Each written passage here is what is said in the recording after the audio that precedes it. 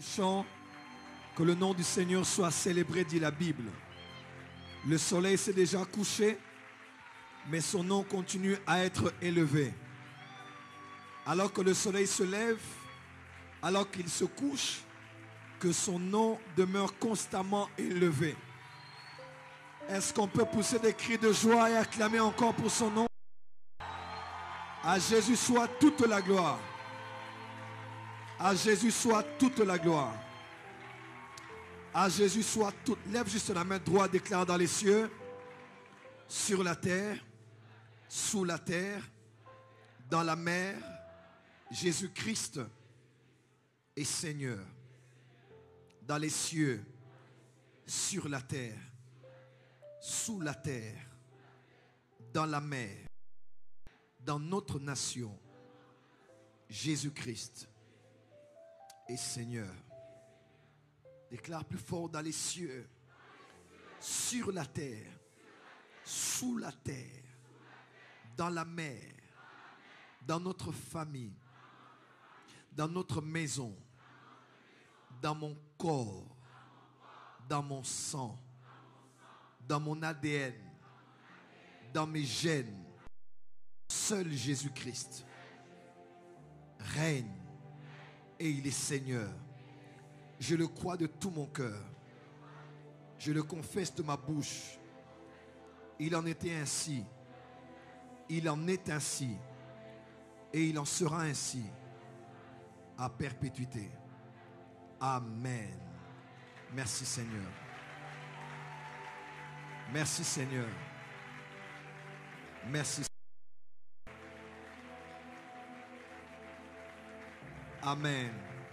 On va aussi acclamer pour les milliers qui sont sur Power Channel, Facebook, YouTube. En tout cas, merci d'être branchés ce soir.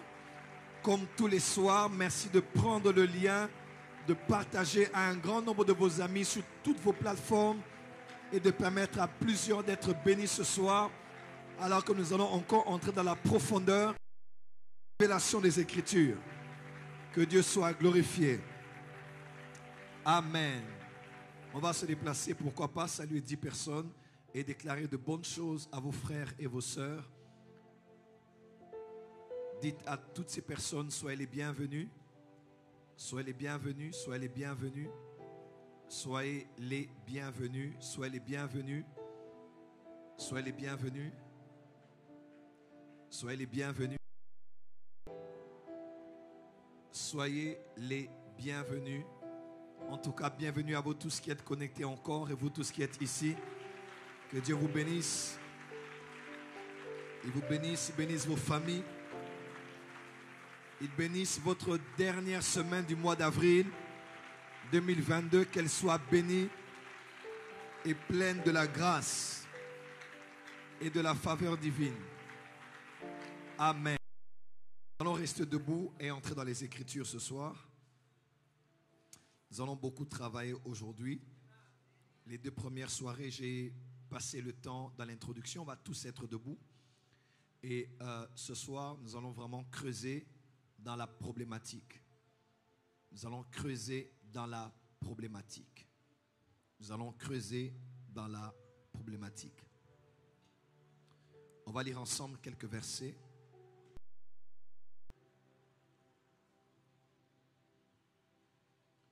Je vais lire la parole du Seigneur. Allons-y ensemble dans Apocalypse. Apocalypse chapitre 22. Apocalypse 22.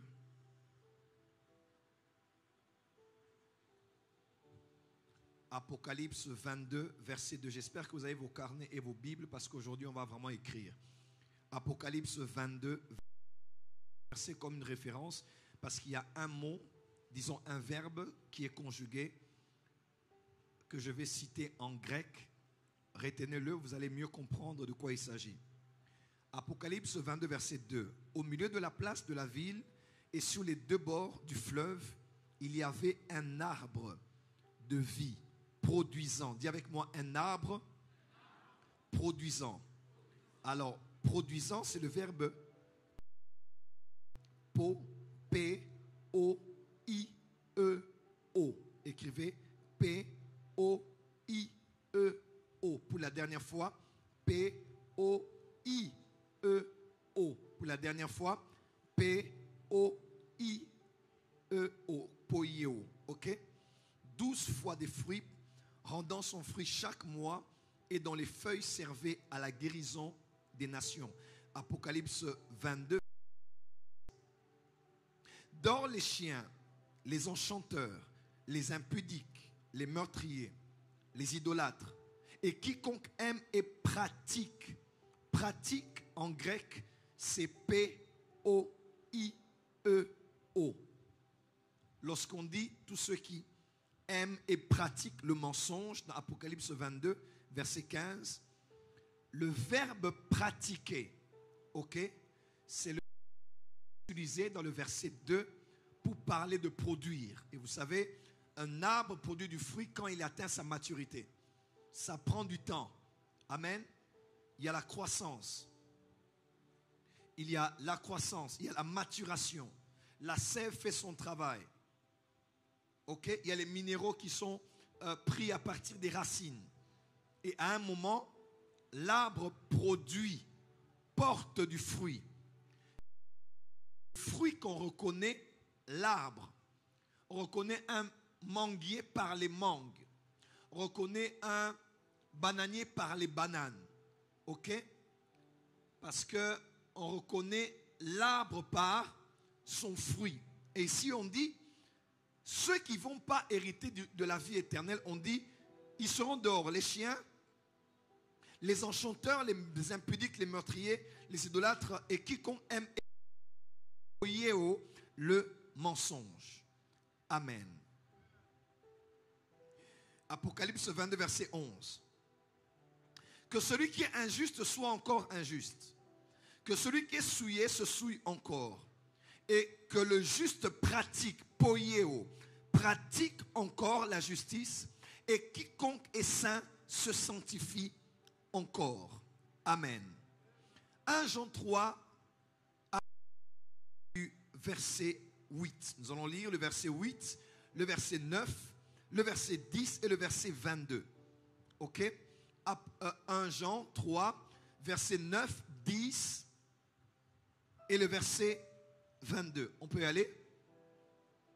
Avant Apocalypse, c'est Jude. Avant Jude, c'est 3 Jean. Et ensuite 2 Jean. Et ensuite 1 Jean. C'est ça, je pense? Ok. 1 Jean 3, verset 9. Il était né de Dieu, ne poieo pas le péché. Pratique, n'est-ce pas? Parce que la sémence de Dieu demeure en lui et il ne peut pécher parce qu'il est né de Dieu. Verset 10. C'est par là que se font reconnaître les enfants de Dieu et les enfants du diable. Quiconque ne pratique pas la justice de Dieu, non plus que celui qui n'aime pas son frère.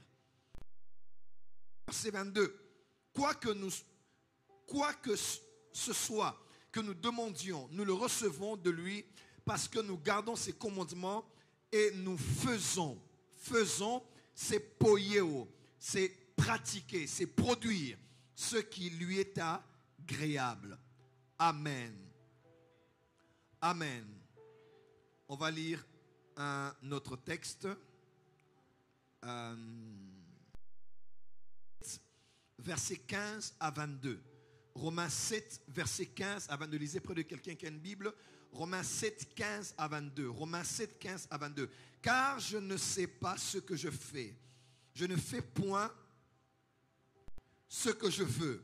Et je fais ce que je hais. Or, si je fais ce que je ne veux pas, je reconnais par là que la loi est bonne. Et maintenant, ce n'est plus moi qui le fais, mais c'est le péché qui habite en moi. Péché qui habite en moi.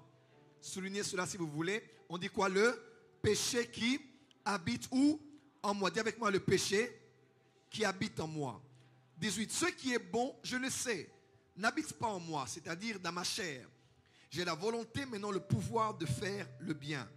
Car je ne fais pas le bien que je veux, et je fais le mal que je ne veux pas.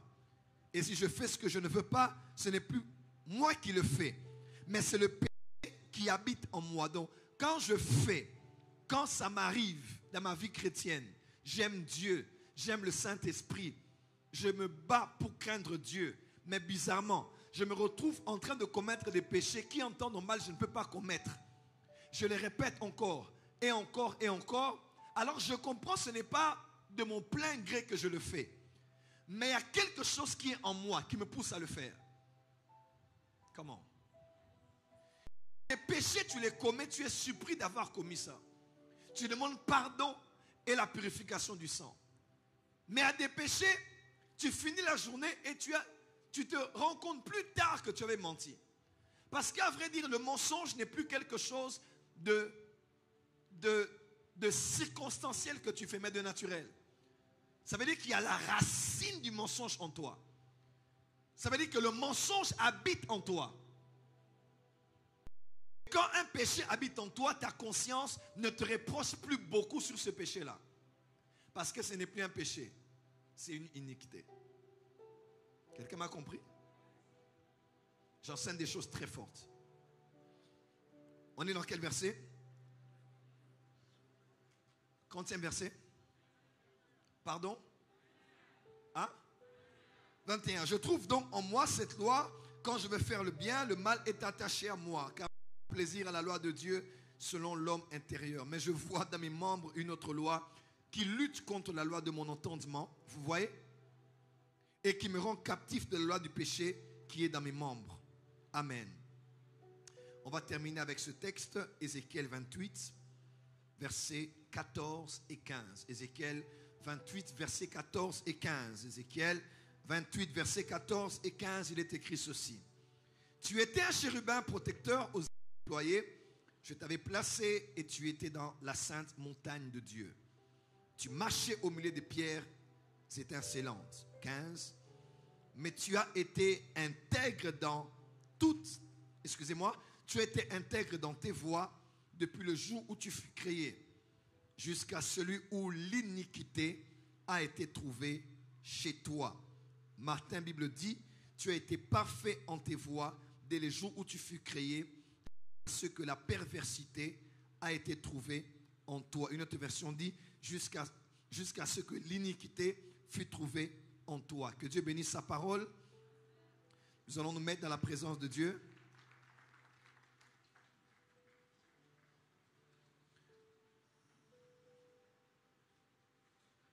Est-ce qu'on peut acclamer bien pour le Seigneur? J'aimerais que tu acclames comme quelqu'un qui est prêt à manger, prêt à recevoir, prêt à écouter. Je sais que tu peux faire 3 fois plus que ça.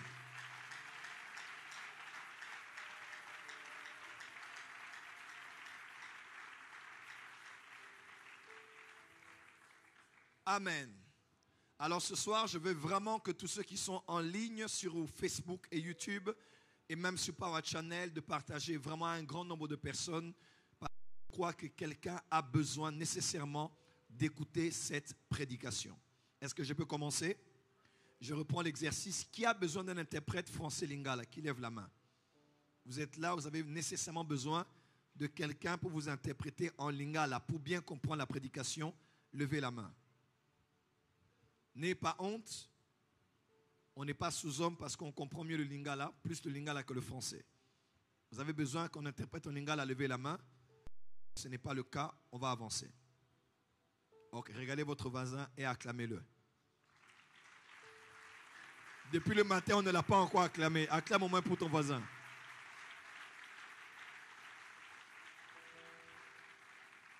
Alors, je vais commencer ce soir là où je me suis arrêté hier. Hier, j'enseignais sur le thème péché, iniquité et génétique. Mais je n'ai pas bien développé le sujet parce que j'ai passé plus de temps à vous donner une histoire importante sur la génétique qui a un lien avec l'évangélique. Amen. J'ai parlé de l'histoire des Écritures et je crois que quelqu'un a été béni. Et je bénis Dieu parce que j'ai eu beaucoup de réactions des chrétiens qui m'ont dit, papa, en tout cas, merci pour les enseignements. Et par la grâce de Dieu, Dieu m'a appelé aussi à un ministère doctoral. Donc, à part le fait que je sois prophète, je suis aussi docteur de ministère. Mais je ne préfère pas qu'on m'appelle docteur je vais peut-être le permettre au moment où j'aurai mon doctorat en théologie. Je ne dis pas qu'on est docteur selon Dieu parce qu'on a fait la théologie. Mais je dis seulement que je permettrai plus que le côté doctoral et de l'emphase lorsque j'aurai un document académique qui me permettra de pouvoir être reconnu comme tel. Mais sinon, ceux qui écoutent nos enseignements savent avec humilité, c'est rare que vous puissiez écouter dans le corps du Christ ces enseignements. Et même si cela a déjà été prêché, vous allez avoir un autre jus, une autre substance à l'intérieur grâce à la connaissance spirituelle qui nous permet d'aller beaucoup plus en profondeur sur certains sujets. Voilà pourquoi j'aime qu'à l'église, que les gens écrivent. Écrivez, notez. Je suis ce que je suis parce que j'aime l'enseignement et parce que je suis enseignable. Même ceux qui sont avec moi, les plus petits, mes fils, mes disciples, mes petits frères dans la foi, je pose toujours des questions pour apprendre ce que je ne sais pas. Ce que tu ne sais pas, tu ne le sais pas. Mais tu peux l'avoir et cela est déterminé par la qualité de tes questions et du cœur que tu as pour recevoir. Il faut être enseignable dans la vie. Voilà pourquoi j'aime beaucoup l'enseignement et j'aime les gens qui me suivent pour être enseignés. Amen, amen. Alors ce soir, je veux vraiment creuser le sujet et je veux que tout le monde m'écoute. Je suis ici. Je veux tout faire pour ne pas beaucoup bouger. Je suis là. Je veux vraiment aller étape par étape pour qu'on puisse vraiment traiter ce sujet. Je ne reviendrai pas sur ça la semaine prochaine, donc l'opportunité m'est donnée durant 2 séances encore d'approfondir sérieusement le sujet. Amen. Hier, par résumé, j'ai dit ceci. La rédemption tourne autour de la génétique. Parce que dans Genèse 3, verset 15, Dieu avait déjà annoncé au serpent que sa postérité à lui allait être vaincue par la postérité de la femme. La semence, la descendance, le futur du serpent et le futur de la femme. Et j'ai expliqué, que veut dire donc la postérité de la femme? Que veut dire donc la postérité du serpent? Les gens pensent que quand Jésus dit race de vipère, ils font un lien avec Caïn et ils disent tout simplement Ève avait couché avec le serpent. C'est absolument faux. Quand il s'agit de sexe, la Bible n'a pas honte de parler du sexe. Quand Onan a connu cette femme et qu'il a éjaculé à terre, la Bible n'a pas eu honte de préciser cela. Et ce n'est pas dans Genèse que Dieu aurait honte de dire que la femme a connu le serpent. C'est une doctrine qui est anti-biblique et elle n'est pas correcte. Amen, amen. L'homme avait mangé le fruit de l'arbre de la connaissance du bien et du mal. Et ça n'avait rien à voir avec un péché sexuel. Quelqu'un m'entend? Mais lorsqu'on parle de la postérité du serpent, on parle de Genèse chapitre 6. On parle de cette descendance génétiquement modifiée. Lorsque les rebelles, fils de Dieu, Ben et Elohim, sont descendus et ont connu les filles des hommes, connu, je l'ai dit en hébreu, c'est le verbe violer. Ils ont pris par force ces femmes, ils ont mis au monde une nouvelle espèce d'êtres humains qui sont génétiquement modifiés. Et même leur organisme était différent. On les a reconnus comme les héros de l'époque de l'Antiquité. On en a eu, et la mythologie grecque, la mythologie romaine et même la mythologie égyptienne parle plus d'une fois de certains êtres humains qui étaient d'une corpulence différente, une intelligence différente. Le monde de l'archéologie a qu'il y a dans le monde entier des constructions qui ont existé avant l'ère industrielle, avant même la première révolution industrielle, avant même l'époque de l'Antiquité. Aujourd'hui, il a été prouvé que les hommes, après investigation, en ayant étudié les pyramides d'Égypte, on n'arrive toujours pas à comprendre quels sont ces types d'êtres humains qui ont construit les pyramides. On n'arrive pas à comprendre. La manière dont, sur le plan souterrain, ce qui a été déployé pour faire les fondations, le domaine souterrain des pyramides, en tout cas, même aujourd'hui, les gens réfléchissent comment à l'époque ils ont pu avoir un tel savoir. Comment on a placé pierre sur pierre. Il y a même dans certaines forêts, comme à l'époque des druides et dans plusieurs autres loin du monde, il y a ce qu'on appelle, je pense, les mégalithiques, je pense que c'est ça. Peut-être que je n'ai pas le mot exact. Mais il y a des pierres qui se placent sur des pierres. Il y a des pierres qui ont été taillées. On se dit, C'était l'instrument qui a permis à cette pierre de se poser sur celle-ci et celle-là de se poser sur une autre beaucoup plus haut. Et on se dit, soit c'était quelque chose qui a plus que les caterpillars, soit il y avait des êtres humains qui étaient plus longs, plus forts et qui ont pu faire ce que nous voyons ici. Il y en a en Amérique du Sud, en Australie, en Europe, même ici en Afrique. Il y en a partout, même au Moyen-Orient. Il y a partout des lieux comme ça. Même en Israël, aujourd'hui, il y a un lieu qui est reconnu comme étant la cité des géants. On sait qu'en Palestine, excusez-moi, à Cana à l'époque, il y avait des êtres humains qui étaient des géants. Et c'est ce qu'on appelle les Néphilim. On parle de Néphal. Néphal, c'est tomber, précipiter. Donc cette nouvelle race, espèce génétique, génétiquement modifiée, a été créée à cette époque-là. Et Dieu a vu que la terre entière était corrompue. Dieu a dit, il faut. Élimine, parce que ça, c'était la sémence du serpent. C'est ce que le diable avait conçu pour empêcher à la sémence de la femme pure de sortir. Il a dit, si toutes les femmes mettent au monde des enfants génétiquement modifiés, la promesse de Dieu ne s'accomplira pas et la sémence de la femme ne sortira pas. C'était ça le but, que Genèse 3, verset 15 ne s'accomplisse pas. Jusqu'à ce que Dieu a éliminé la surface de la terre et il a gardé Noé. Et j'ai dit avec vous, Noé est intègre. Intègre, tanim, en hébreu veut dire génétiquement pur. C'est le mot qu'on utilise souvent pour parler des sacrifices d'animaux qui étaient en bon état physique. Quand on dit qu'il y avait un agneau ou un bouc, on devait vérifier son état physique. C'est le mot en bon état, c'est le mot tanim qu'on utilisait aussi. Pour dire que c'était en bon état physique. Ça n'a rien à voir avec l'aspect moral. Mais ça a à voir avec l'aspect corporel, génétique. Parce que Noé était, lui ainsi que sa famille, les seuls sur la terre qui étaient génétiquement purs. Dieu a regardé la faune, la flore, les animaux, les êtres humains. Il a vu que la terre était corrompue, compromise. Rien n'était... Quand Dieu regardait les hommes, il n'était plus à son image, à sa ressemblance. Dieu a dit, je dois tout éliminer. Et je dois tout recommencer. C'est comme ça que lorsque Noé est sorti de l'arche, Dieu a redit à Noé ce qu'il avait dit à Adam. Multipliez-vous, soyez féconds. C'est la même chose parce que c'était la récréation. Et nous, cette génération, nous ne sommes pas la génération d'Adam, mais de Noé. Nous ne sommes pas la génération, la première d'Adam à Noé, mais nous sommes de Noé jusqu'à nos jours. Est-ce que je peux enseigner? Est-ce que je peux enseigner? Et je suis allé comme ça. Dieu a choisi, Genèse 11, il a choisi un homme qui s'appelait Abraham. Et il a dit à Abraham, ta semence, ta postérité, ce qui viendra de toi sera béni. Et c'est par toi que toutes les familles de la terre seront bénies. Abraham engendre Isaac, Isaac engendre Jacob, Jacob engendre les 12, Judas en particulier.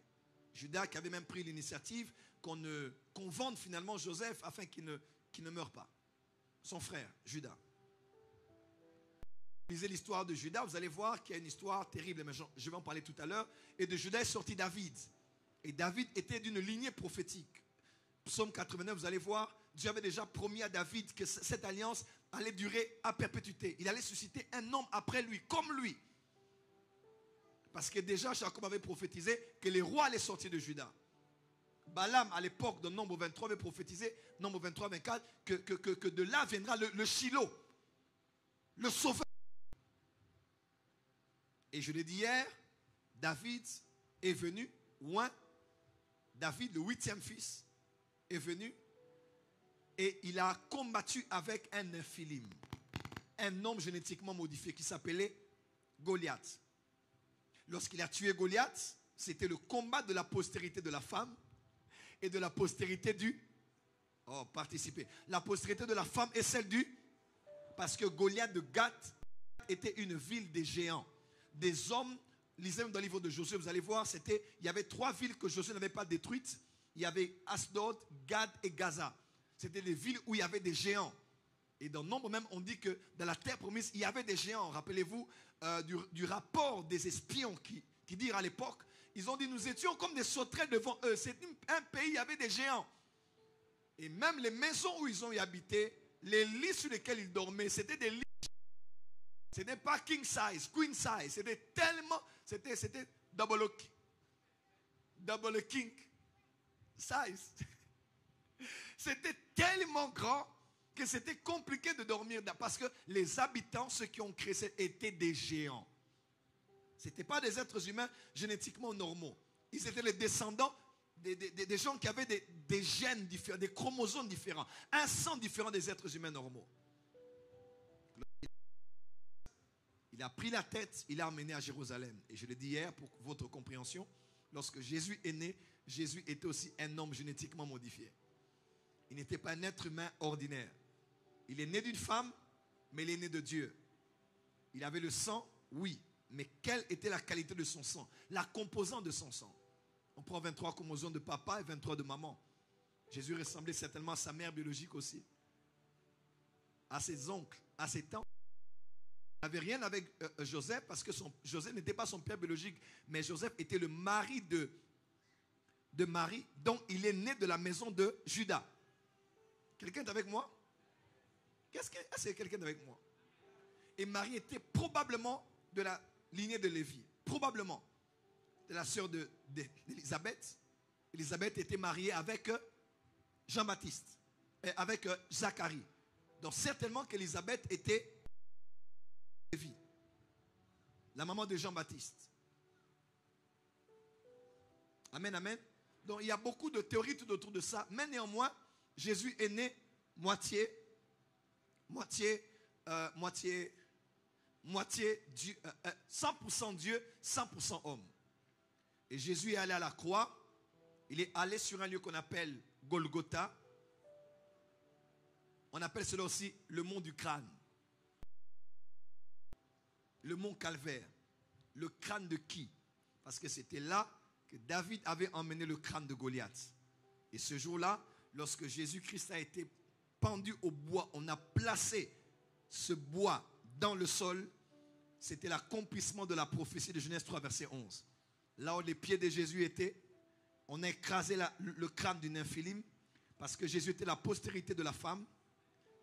L'un avait la postérité du serpent. Tout est accompli. Voilà le résumé.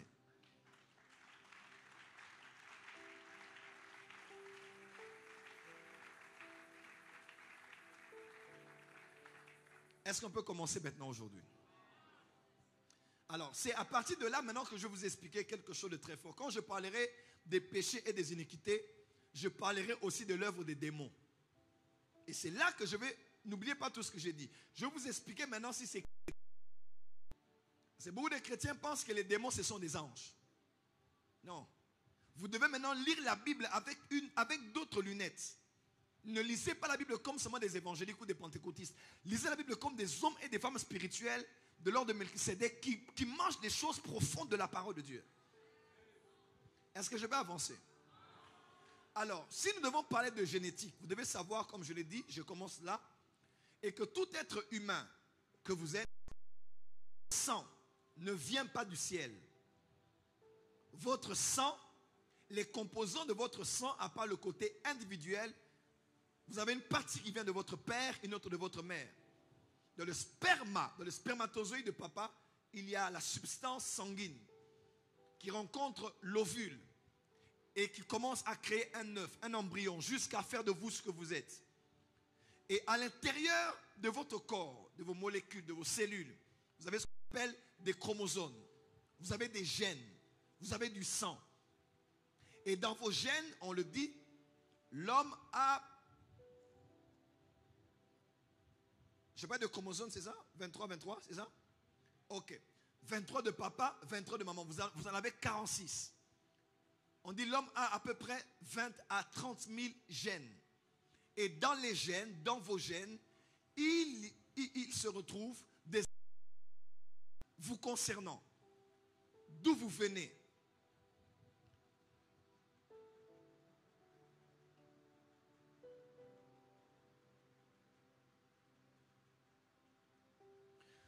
D'où est-ce que vous venez? Excusez-moi. D'où est-ce que vous venez?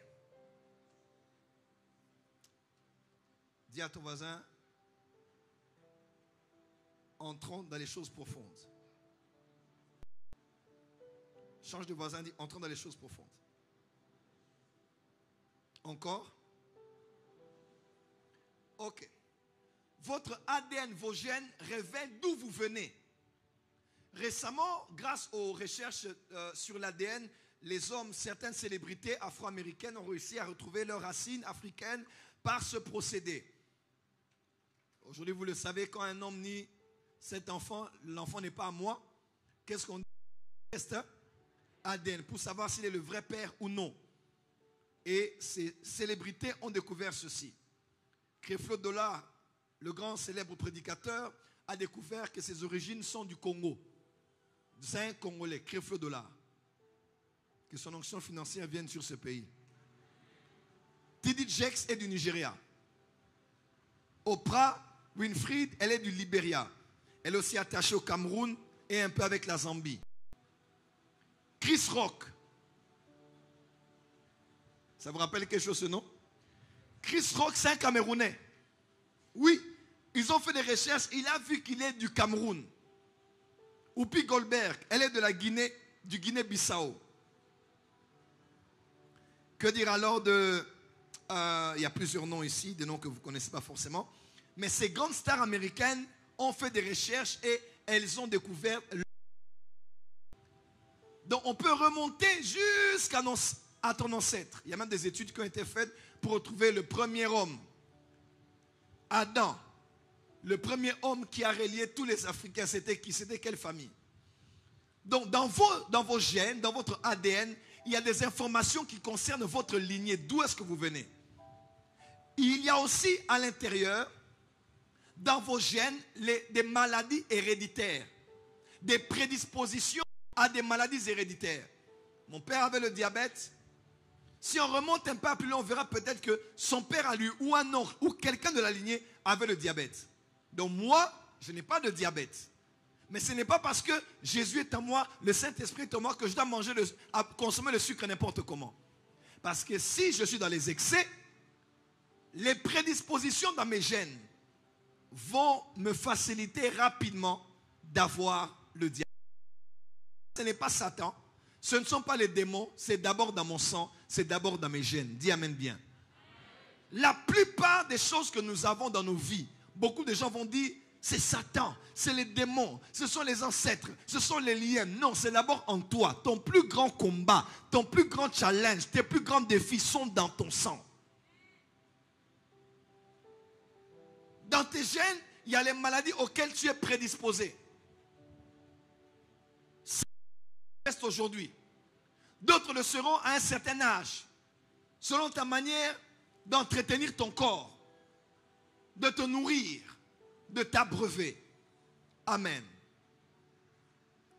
Dans tes gènes, il y a tout ce qui a un lien avec ta morphologie. Ce que tu as eu de papa et de maman, la couleur de tes yeux, ton menton. Il y a des gens qui ont le John Travolta ici. Ils ont... Ils ont quoi? Menton fendu. Et ils disent maintenant avec un peu de sexingance et d'élégance, ils disent que moi j'ai les fossettes ici. Et vous allez voir dans leur famille, quelqu'un en avait, soit papa, soit maman. Et même des fois, sur le plan génétique, il y a des caractéristiques qui peuvent sauter une génération et rattraper 2 générations après. Vous allez voir, vous tous, vous êtes noirs, mais un sort clair. Mais dans les gènes, il y a des gènes qui n'ont pu se développer qu'à la 2e ou à la 3e génération. Dans les gènes, il y a tout ce qui a travers votre morphologie, mais aussi avec vos comportements. Moi, je bégaye. Ma grande soeur, ça arrive de bégayer. Mon petit frère, ma petite... Donc, nous tous, on bégaye. Papa bégaye. Et si on remonte un peu plus loin, je pense qu'on verra un tatou quelque part qui bégaye aussi. Parce que tu veux bégayer, mais parce qu'il y a une loi en toi. Il y a des gènes, des prédispositions qui te prédisposent à pouvoir bégayer. Dans tes gènes aussi, il y a des comportements. Il y a des caractères. Il y a des valeurs. Mais il y a aussi des défauts à l'intérieur. Laisse-moi te dire, il a été prouvé scientifiquement que lorsque un homme pratique une chose, il y a 3 cas de forte possibilité que cela soit enregistré dans ces gènes. Parce que les gènes ont la capacité d'enregistrer les informations. C'est-à-dire, tu bois aujourd'hui, tu bois demain, après-demain, après-après-demain, 21 jours. Ça devient une seconde nature pour toi. Tu as l'habitude de boire. Tu bois, tu t'enivres. Et ça entre dans tes gènes. Tu peux arrêter de boire, prier, pouvoir arrêter. Mais à part le fait de traiter le péché, il faut traiter l'iniquité. Et ça, je vais expliquer ça. Amen, amen. Et demain, tu vas voir l'enfant né, une jeune fille normale, 15 ans, elle boit déjà. Elle ne sait pas expliquer, mais quand elle voit la mousse, comment ça fait? Elle, au lieu de penser au jus de fruits, jus de raisin, jus d'ananas pressé, elle ne lui dit rien. Quand elle voit seulement, elle ne sait pas expliquer ce qui l'attire. Et ça, ce n'est pas Satan, ce ne sont pas les démons. C'est dans ses gènes à elle. Elle est alcoolique dans les gènes. Voilà pourquoi il y a une différence entre la repentance et la conversion. Entre la nouvelle naissance et la conversion. Oh, est-ce que je peux avancer? Jésus dit à Pierre, il dit, lorsque tu seras converti, affermis tes frères. C'est possible de suivre Jésus, mais de ne pas avoir vécu une vraie conversion. Tu as reçu Jésus. J'ai confié en mon Seigneur Jésus. Je connais le manquer de Amen, amen. Oui, il est entré. Mais le travail ne s'arrête pas là. Il y a un renouvellement intérieur qui doit se faire. Tu dois être dans le moule de la parole de Dieu pour être transformé radicalement. Dans le vrai problème qu'on a, c'est dans nos gènes. Tout ce que tu fais aujourd'hui, de bien ou de mal, laisse-moi te dire, à plus de 50%, c'est des choses que ton père faisait ou ta mère faisait. Et je vais te le prouver. Dis avance prophète. Dis avance prophète. Dis avance mieux que ça. Maintenant, acclame et je vais commencer. Alors, je vais commencer à expliquer ceci. La différence entre le mot péché et iniquité. Dis avec moi un péché et une iniquité. Alors, je vais lire ceci. Daniel 9, verset 16. Seigneur, selon ta miséricorde, que ta colère et ta fureur ne se détournent de la ville de Jérusalem, de ta montagne sainte, car à cause de nos péchés et des iniquités de nos pères, Jérusalem et ton peuple sont en opprobre à tous ceux qui nous entourent. Il y a donc une différence entre péché et iniquité. Vous verrez dans la Bible que des fois le mot péché et iniquité sont interchangeables. C'est-à-dire, à la place de péché, on met iniquité. À la place d'iniquité, on met péché. Donc, c'est la même signification. La désobéissance à la loi de Dieu. La transgression à l'ordre établi par Dieu. Le fait de fouler les ordres de Dieu aux pieds. Ok? C'est clair. On peut appeler ça péché. On peut appeler ça iniquité. C'est interchangeable. Mais, quand vous allez en profondeur, entre péché et iniquité. Dis avec moi, il y a une nuance entre péché et iniquité. Par exemple, dans Ésaïe 6, verset 7.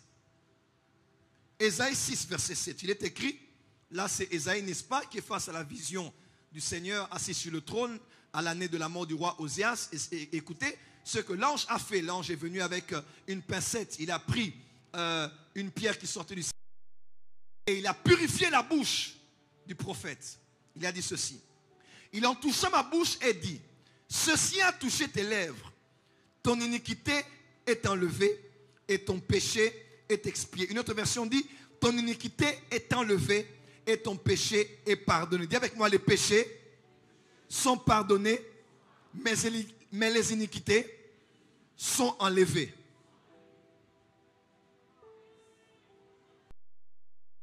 Dis avec moi, on pardonne un péché, mais on ôte une iniquité.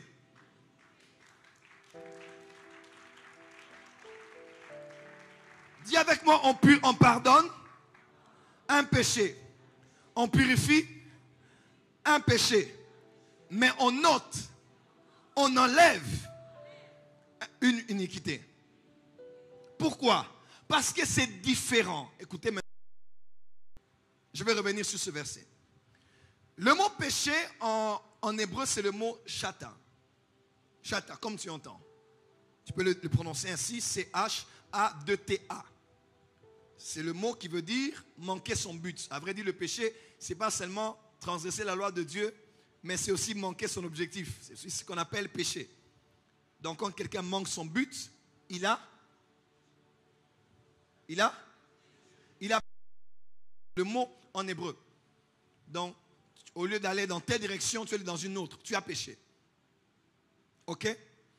Mais le mot iniquité, c'est le mot avon. Dis avec moi avon.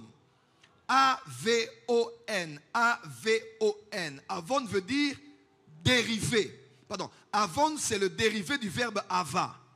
A-V-A. Qui veut dire courbé, tordu ou déformé. Ah, là ça devient intéressant. Si péché c'est désobéir, Dieu te dit fais ceci, toi tu fais cela. C'est simple. Mais iniquité ce n'est pas seulement désobéir. Iniquité c'est que tu es tellement allé à gauche quand Dieu te disait d'aller à droite que le fait de faire cela t'a tordu.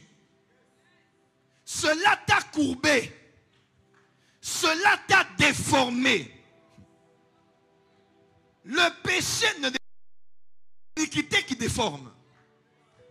Je peux pécher maintenant, je mens. Oh Seigneur, j'ai menti, je n'ai pas compris, pardonne-moi, c'est fini. Et tu continues ta vie. Mais le fait de mentir à ton mari aujourd'hui, demain, après-demain, après-après-demain, tu ne sais plus faire la différence quand tu dis la vérité, quand tu mens. Tu mens maintenant aux enfants, tu mens aux travailleurs. Et bizarrement, ta conscience ne te reproche plus de rien. Avant, c'était un chata. Maintenant, c'est un avon. Tu es déformé, tordu. Le péché se passe à l'extérieur de nous. Mais l'iniquité, c'est un travail de l'extérieur à l'intérieur. Quelque chose qui se faisait une fois a été reprise 2 fois, 3 fois. Ça n'a pas besoin, Dieu n'a pas besoin de pardonner, uniquement pardonner. Dieu peut pardonner un péché. Mais l'iniquité, il doit aller au-delà de l'acte posé. Il doit regarder l'acte. Le péché, tu le poses et Dieu le sépare de toi. Mais l'iniquité, il est en toi. Dieu doit entrer en toi et doit traiter cela. Dis à ton voisin à cause de la pratique. Voilà. Qu'est-ce qui fait que le péché devienne une iniquité? C'est le mot pratique. P-O-I-E-O. P-O-I-E-O. Poieo. C'était ça, n'est-ce pas? C'est le verbe pratiquer. Produire comme un arbre. Ça prend du temps. Mais après, vous voyez, cristalliser les efforts de plusieurs années. Ça sort en public. Les autres prennent, ils mangent ça, ils consomment cela. Produire. Faire. Pratiquer. Vous allez même voir l'apôtre Paul, l'apôtre Jean pendant qu'il parle. Il dit, celui qui est né de Dieu, il ne pratique pas le péché. Parce que la sémence de Dieu est en lui. Celui qui pratique a une sémence. Et on ne pratique qu'en fonction de sa sémence. Celui qui pratique le péché, il n'a pas la sémence de Dieu. Mais celui qui a la sémence de Dieu ne pratique la justice. Parce qu'à vrai dire, ce qui nous pousse à pratiquer, c'est qu'une sémence est entrée en toi.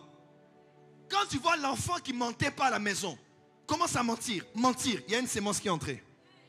Ça, ce n'est pas un enfant qui a mal fait. Ça, c'est un enfant qui est devenu un malfaiteur. Ce n'est pas un enfant qui a volé. C'est un enfant qui est devenu un voleur. Quand l'enfant, ça devient un caractère, c'est qu'une sémence est entrée en lui. Que veut dire une iniquité? Une iniquité est un péché pratiqué. Une iniquité, c'est un péché pratiqué dont on a pris plaisir et qui a quitté l'extérieur pour entrer à l'intérieur.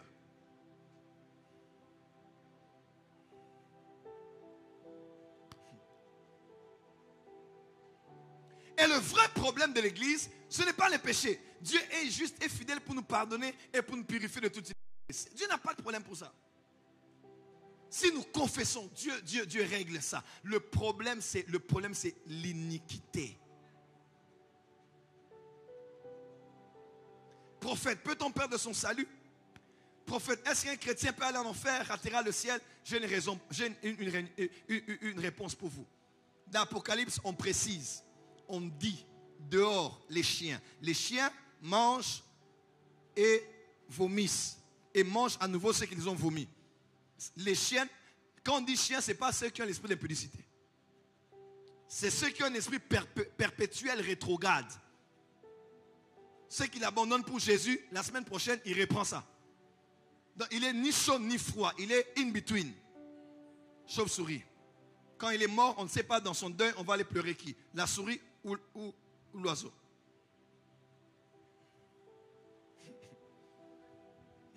En fait, les impudiques, les sorciers, les enchanteurs, blablabla. Et on dit tous ceux qui aiment et pratiquent le mensonge. Ceux qui vont rater le ciel, c'est ceux qui pratiquent le péché. On peut pécher. Il est écrit dans Jacques, nous bronchons tous de plusieurs manières. De plusieurs. Nous tous ici, nous bronchons. Ça n'est pas arrivé au Betty Libakou. Mais quelqu'un qui en a fait une carrière, donc toi, ta carrière, c'est te saouler. Ta carrière, c'est l'impudicité. Ta carrière, c'est le mensonge. Ta carrière, c'est les œuvres de la chair. Alors toi, tu montres qu'il y a une autre sémence en toi. C'est la sémence du serpent. Ouais. Ceux qui pratiquent le mal ont reçu la sémence du serpent. Et sans le savoir, génétiquement, quelque chose entre. Que veut dire iniquité? L'iniquité, c'est le péché génétique. L'iniquité, c'est un péché que tu as tellement commis qui a été enregistré dans tes gènes. Une information transgénérationnelle. Il est écrit dans Exode chapitre 20, il est écrit ceci. Il est celui qui punit l'iniquité de tes pères sur les fils jusqu'à la 4e génération. Lamentation dit ceci. Nos pères ont péché et nous portons le poids de leurs iniquités. Le problème n'est pas le péché. Nous péchons tous ici. Mais le problème, c'est que Satan te donnera de prendre goût, habitude à quelque chose que tu fais. C'est ainsi que quelqu'un avait mis ça comme ça. On dit en anglais, break it down like this. Ce que tu penses détermine ce que tu fais. Ce que tu fais détermine ce que tu feras. Ce que tu feras détermine ton habitude. Et ton habitude détermine ton caractère. Et ton caractère détermine ta destinée.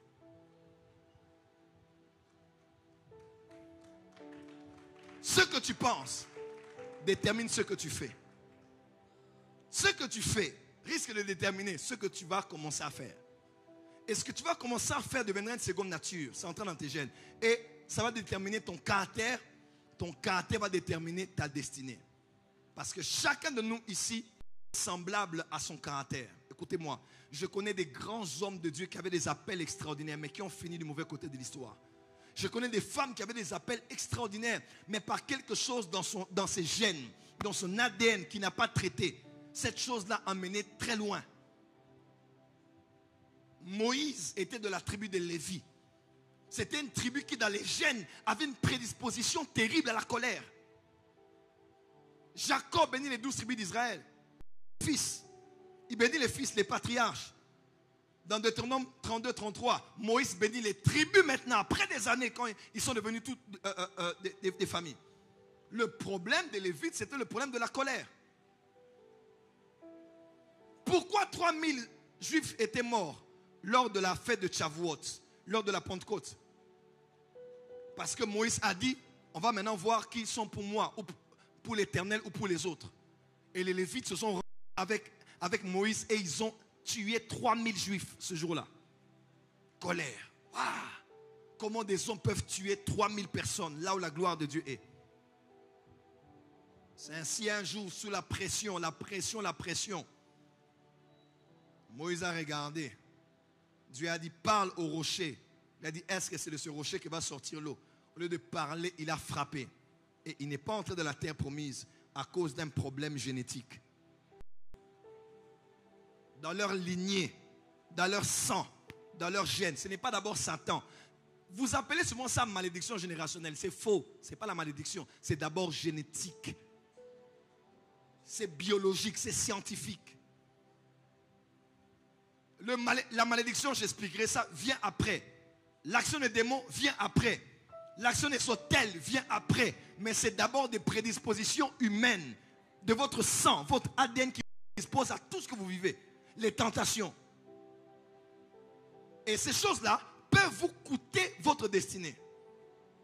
Puissant ministère, mais nulle part aujourd'hui. Je connais un pasteur comme ça. Son père buvait beaucoup. Un homme bien, fidèle à sa femme. Mais son père buvait. Cet homme-là est mort dans un accident de voiture. Un pasteur. On sort son corps saoul.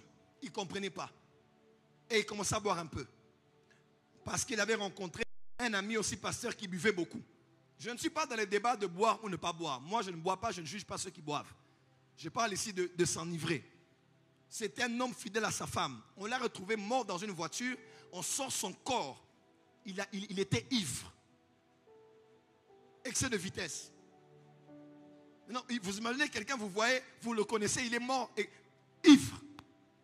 Pourquoi? Il a rencontré un autre pasteur qui était vigneron. Il peut venir à l'église comme ça avec sa gourde, mais dedans, il a la bière. Et ils vont boire. Écoutez-moi. Écoutez-moi.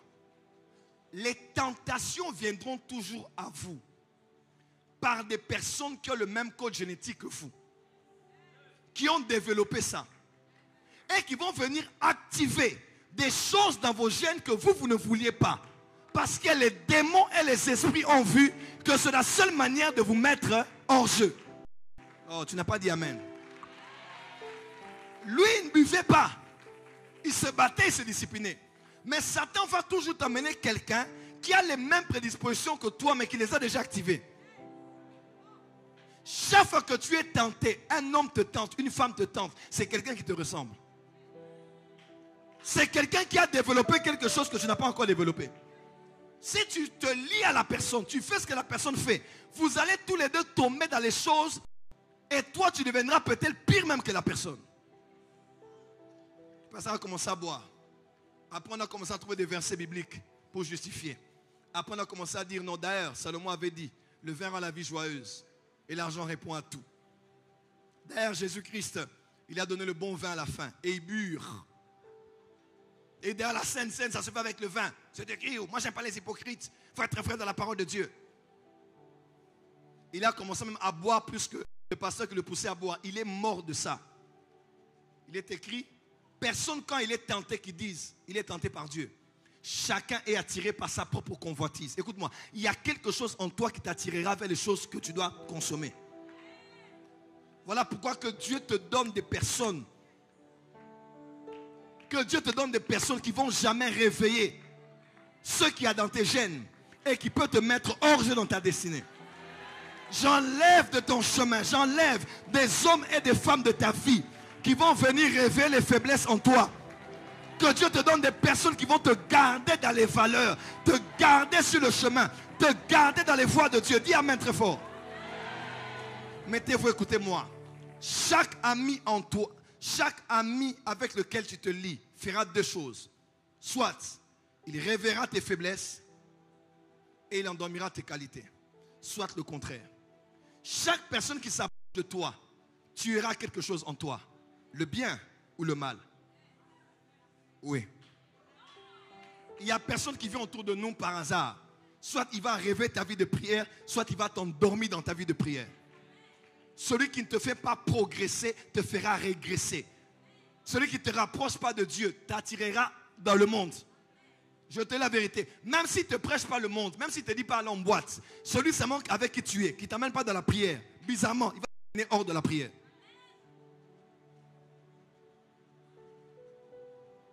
Pourquoi? Parce que l'être humain est le résultat de deux choses. Ses gènes et son environnement. Oui. Il y a des choses que l'être humain a en lui, dans ses gènes. Mais la deuxième dimension qui nous forme, c'est l'environnement.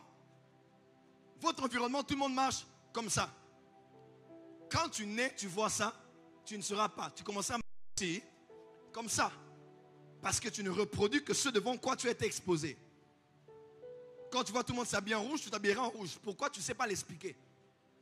Nous sommes les résultats de ce qu'il y a à l'intérieur et à l'extérieur de nous.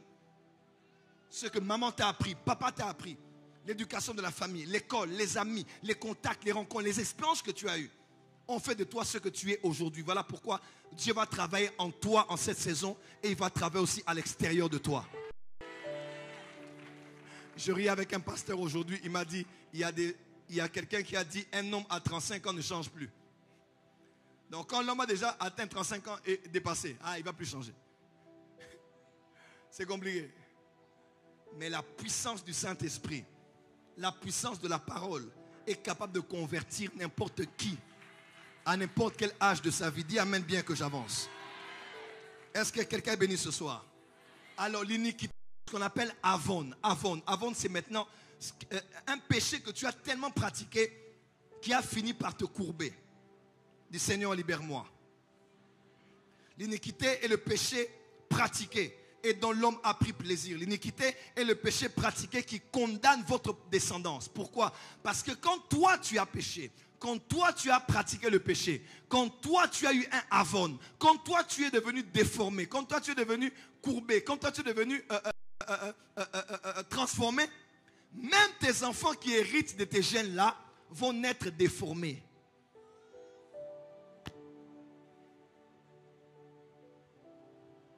L'iniquité est le péché génétique. L'iniquité est la racine qui donne le pouvoir au péché. Quand tu vois quelqu'un qui commet beaucoup un péché, c'est que la semence est là. Et j'appelle ça la semence du serpent. L'iniquité, c'est la semence du serpent. C'est un péché qui touche le génétique. La génétique. C'est fort. Il faut qu'on écrive un livre sur ça. Je n'ai jamais entendu ça. Acclame très fort.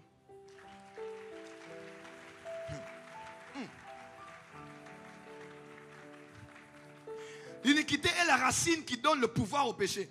L'iniquité est la force spirituelle qui attire les tentations semblables à ceux de votre lignée. Je répète, l'iniquité est la force spirituelle qui attire les tentations semblables à ceux de votre lignée. Je répète, l'iniquité est la force spirituelle qui attire un certain type de tentation semblable à ceux de votre lignée.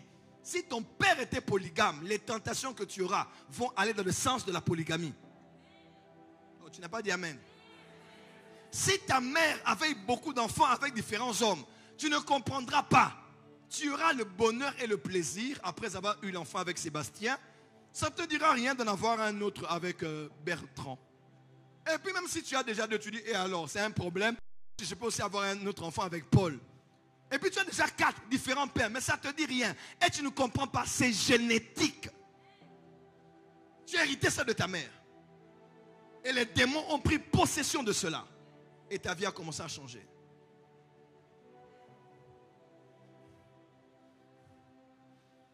L'iniquité est à la base de la malédiction générationnelle. L'iniquité est le point d'appui des démons pour posséder, oppresser et détruire les vies. C'est l'iniquité. Est-ce que je peux expliquer quelque chose ici? Est-ce que je peux? Est-ce que je peux? Acclamez d'abord là où vous êtes.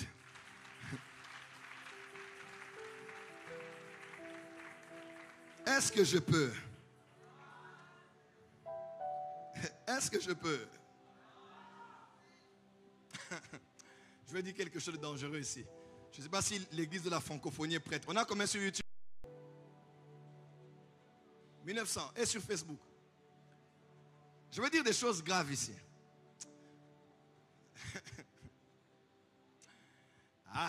Ok.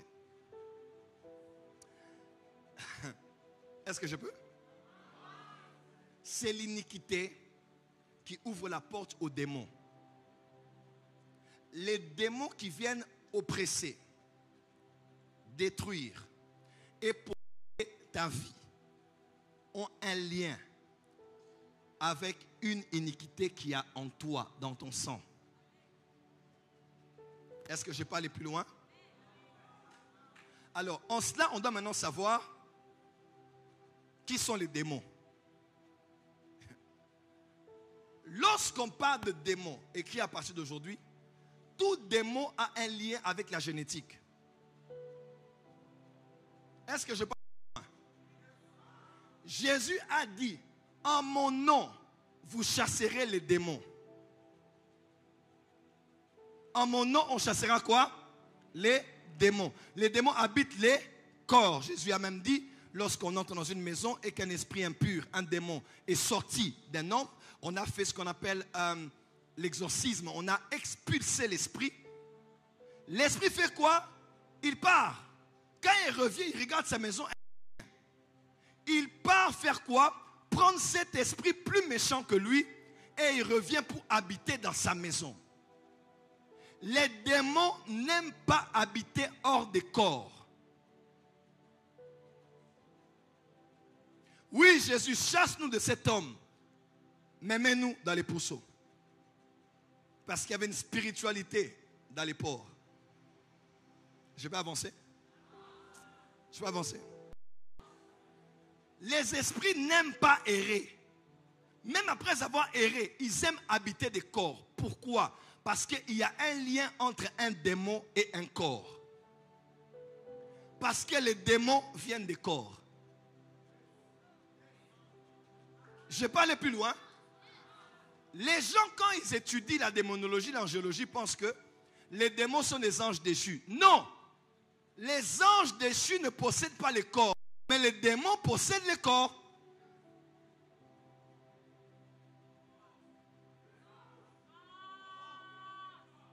On ne chasse pas. On ne chasse pas un ange. Les anges déchus ne possèdent pas des... Ils n'entrent pas dans le corps de quelqu'un, ils habitent là. Non. Ce sont les démons qui entrent dans les corps. Et Jésus n'a pas dit, vous chasserez les anges déchus, vous chasserez les démons. Alors, on doit maintenant aller à l'origine. D'où viennent les démons?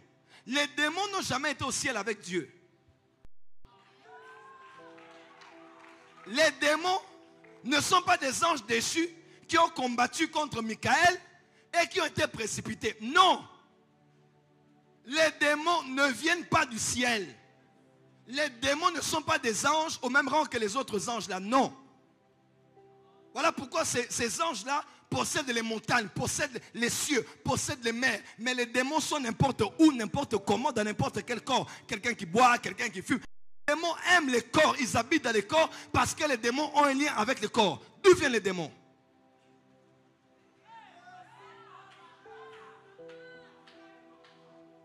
Est-ce que je peux avancer?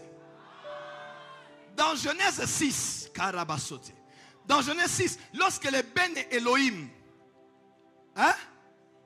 ont couché avec les filles des hommes et elles ont eu des enfants avec les anges là.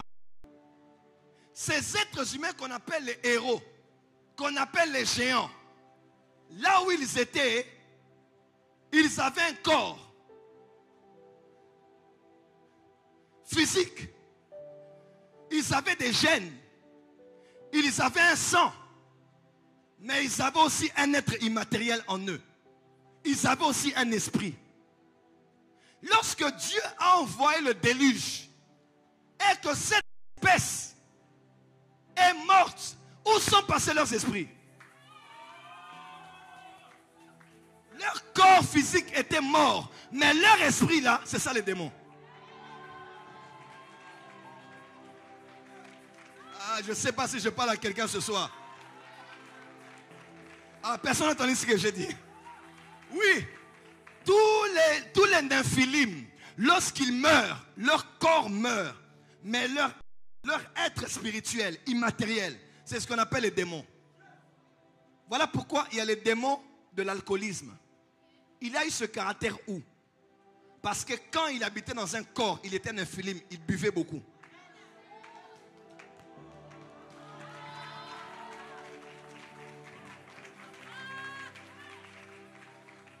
Je ne sais pas à qui je parle ici.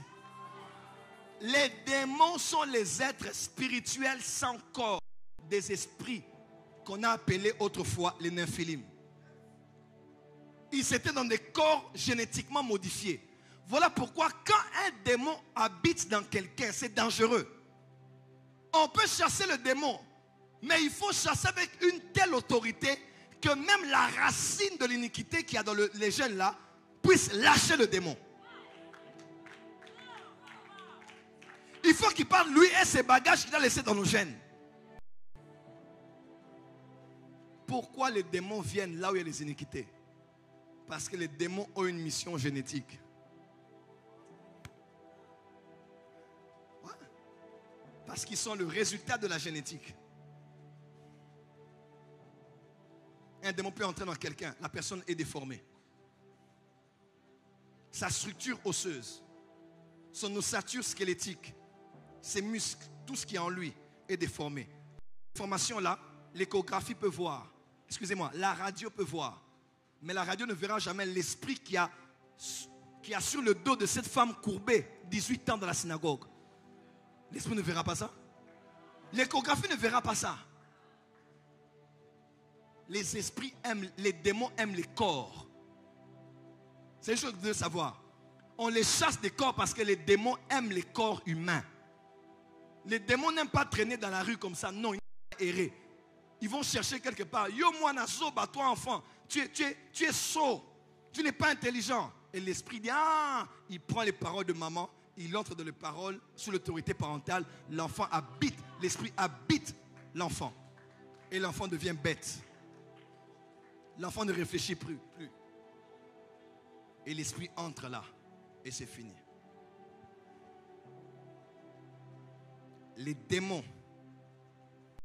ont un lien génétique. Quand ils possèdent quelqu'un, frère, la possession c'est autre chose. Hein. Voilà pourquoi vous devez aimer la parole de Dieu. N'aimez pas les églises où on dit seulement chasser, libérer, chasser, le feu, Satan. Non. Parce que quand l'esprit va sortir, il ne doit pas trouver la maison vide. Il doit trouver la maison avec des Matthieu chapitre 6, verset 1 à 33. Il doit trouver la maison avec les actes chapitre 1 jusqu'au chapitre 10. Il doit trouver ta vie est remplie de la plénitude de Dieu. N'aimez pas les églises où on vous délivre tous les jours. Aimez les églises où après qu'on est délivré, on t'enseigne la parole de Dieu. Et si tu veux aller d'église en église, sois seulement un abonné. Un abonné circonstanciel des églises. Tu es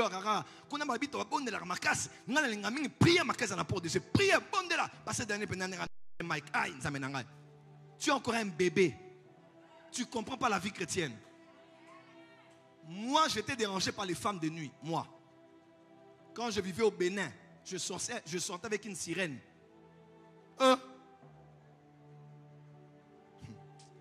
Là, on habitait. C'était la fille d'un Eladj, musulmane. Son papa allait à la Mecque. Elle-même possédée par les esprits, par les sirènes. Arrivé des fois mardi ou jeudi comme ça, quand l'esprit entrait en elle et parlait des langues bizarres, l'esprit ne m'aimait pas. Quand il me voyait, il cherchait à me taper. Parce que je suis son rival.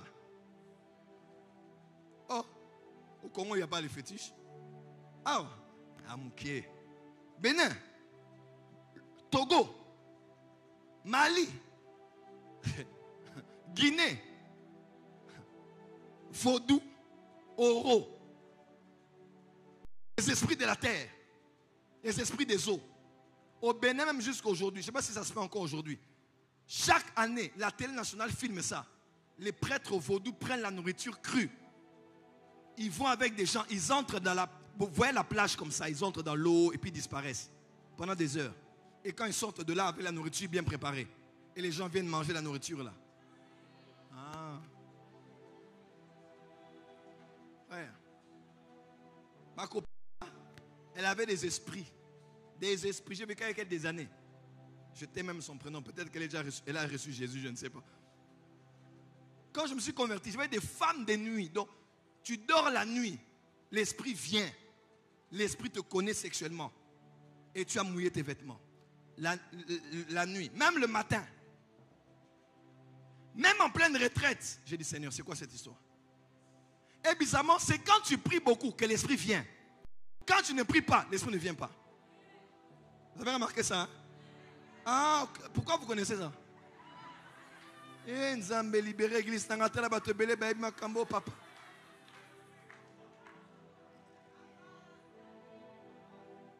Et maintenant Satan me disait, tu vois, hein, quand tu ne pries pas, ça ne vient pas.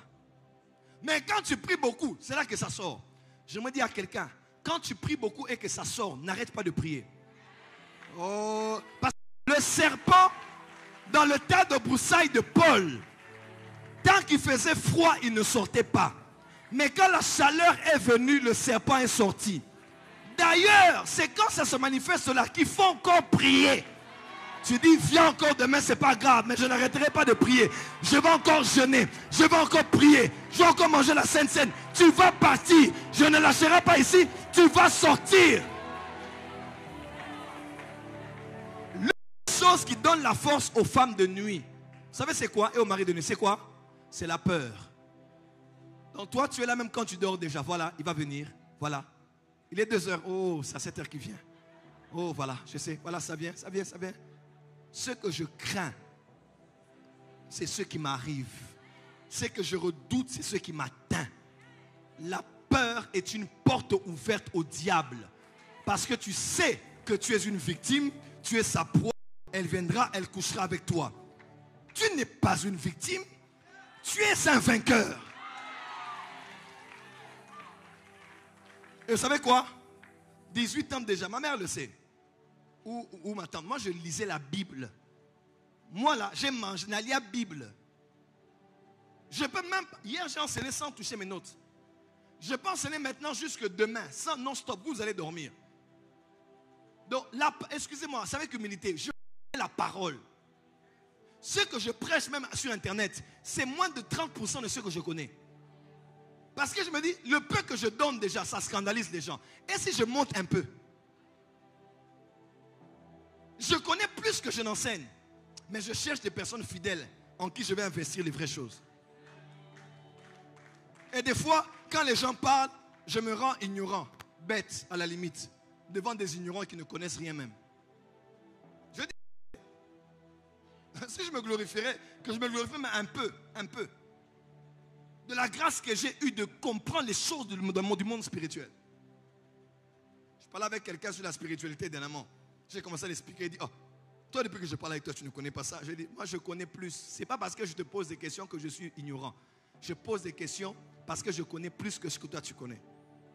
Mais la voie de la spiritualité, c'est la voie de l'humilité. Des fois je pose des questions, les gens, j'apprends. Mais alors que je savais ça avant même qu'ils ne sachent ça. Tout ça, j'écoutais, je lisais, j'écoutais, je lisais. Et un jour, la parole a tellement grandi en moi. La femme de nuit est venue, la femme de nuit est venue. Quand la femme de nuit est entrée là, elle est venue comme ça là.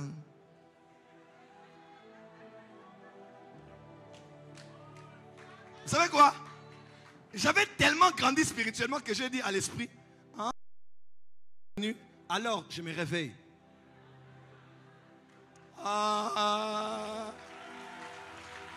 Elle venait comme ça. Elle venait comme ça. J'ai dit, moi je dors, tu es venu dans mon rêve. J'arrête, j'interromps mon rêve. Je me réveille. Et je me suis réveillé aussi. J'ai dit, tu es resté là-bas. L'un des signes qui montre que tu as grandi spirituellement, c'est quand tu as le contrôle sur toi dans les rêves. Tu as le contrôle de tes rêves. Ah, dis amen bien. On ne va plus t'étrangler. Quelqu'un te touche, tu bloques sa main la nuit, tu dis, je t'ai vu. Namonio, namonio.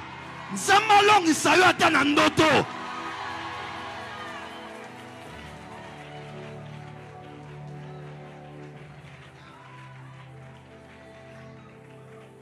Quand tu es toujours faible dans les rêves, c'est que ta spiritualité est basse.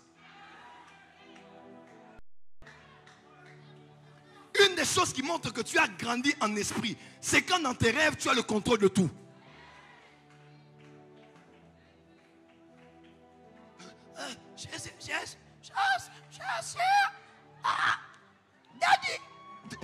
Daddy, Joël, Daddy. Moi, je dors.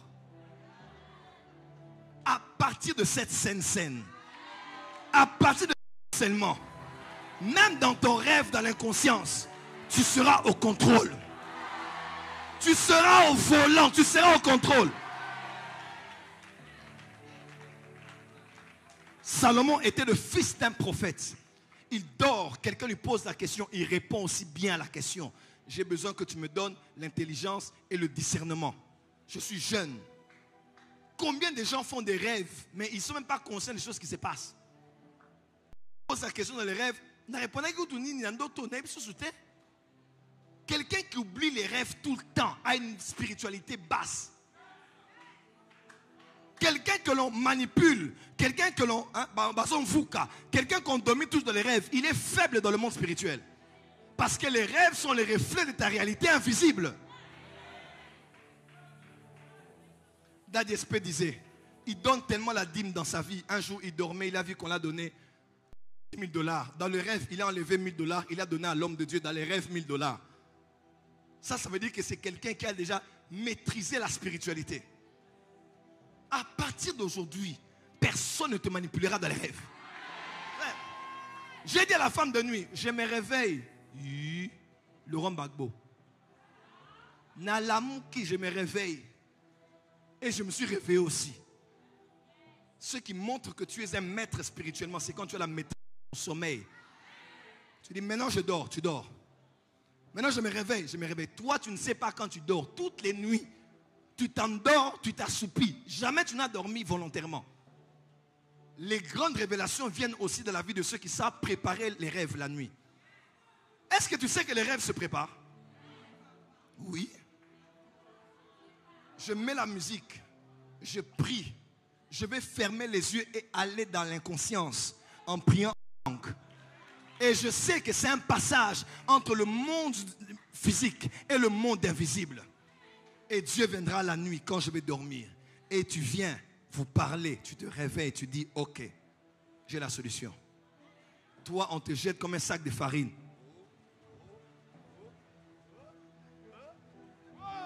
Tu as là sur ton lit, wow, tu dors comme un sac de foufou. Tu ne t'es ni lavé, tu n'as ni brossé les dents, tu vas manger les makayabou. Tu n'as ni éteint la lumière, toi tu dors comme un mort. À partir d'aujourd'hui, tu dois préparer tes nuits. De la même manière que tu prépares tes journées. Mon calendrier de la journée c'est telle chose. Mon calendrier de la nuit aussi c'est telle chose. Tu ne dois pas laisser les esprits être les maîtres de tes nuits. Prends le contrôle de tes nuits. Tu es une sentinelle. Tu es le père de famille. Tu vas dormir comme n'importe qui. Tu dors de 20h à 9h. Moi, je dors bien. Hein? 20h à 9h, mère de famille. Et tes enfants sont où? Ton corps peut dormir. Mais ton esprit surveille la parcelle. Ton esprit surveille la chambre où se trouve le bébé. Ton esprit surveille la venue. À partir de ce... Que ce repas du Seigneur t'ouvre les yeux spirituels.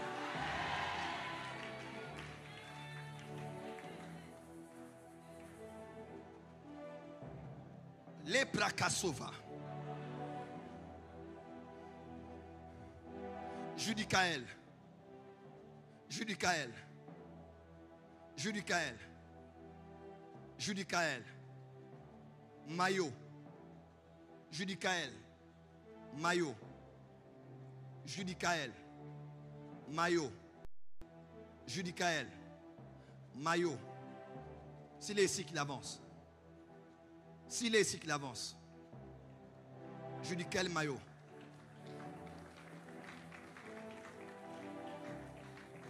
Pardon?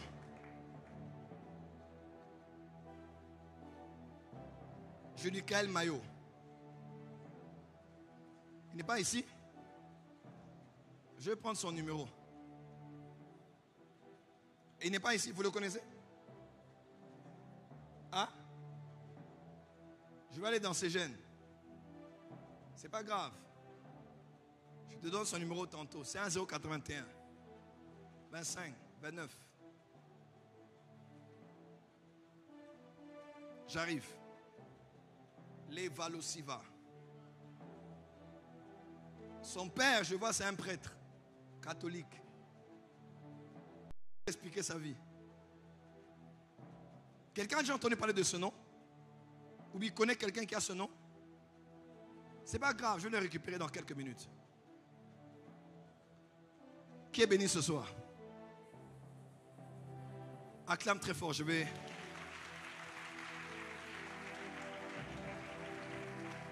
Acclame très très bien, très très bien.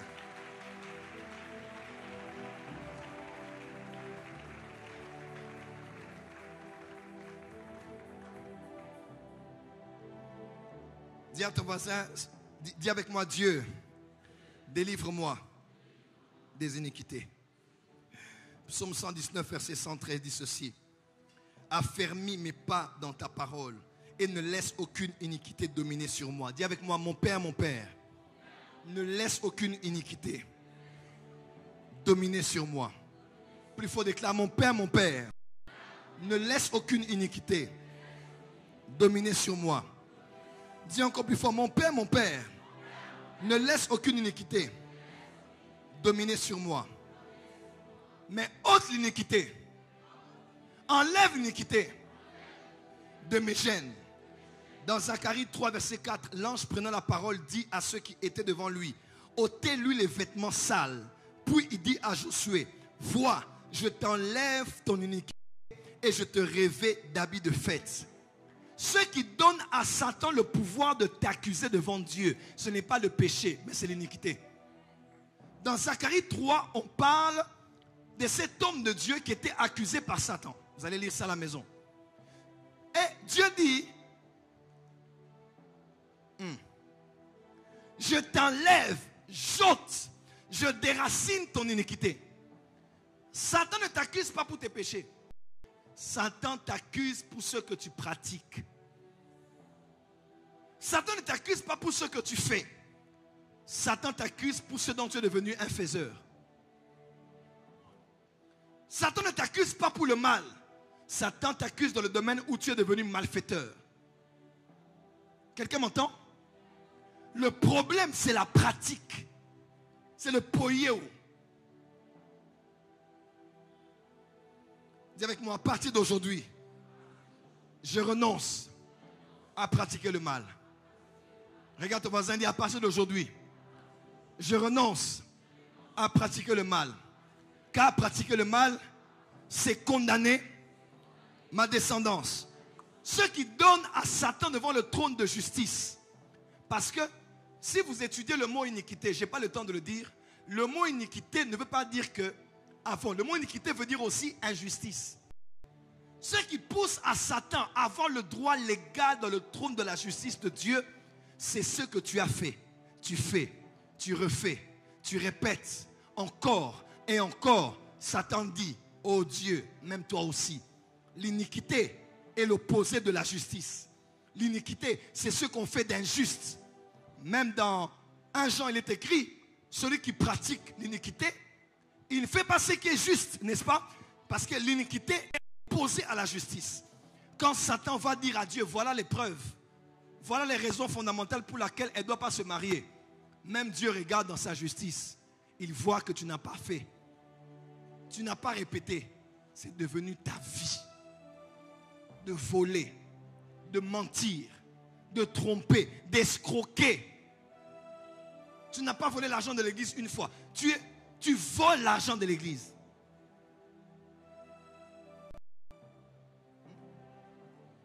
Tu ne mens pas. Tu es un menteur. Tu mens comme celui de finesse. Tu mens. Tu mens. Tu mens. Tu mens. Tu mens. Eh bien, tu mens avec Miss Makas.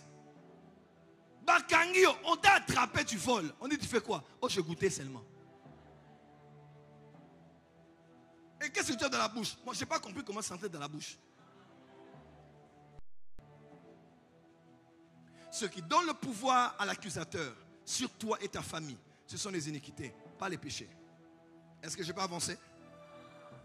Je peux avancer. Ça, c'est un livre. J'ai écrit peut-être 32 points ici. Je ne peux pas tous les lire sur les iniquités. On va shifter dans quelque chose. Dis avec moi, Seigneur, délivre mes gènes. Acclame très fort si tu crois que ça va se passer.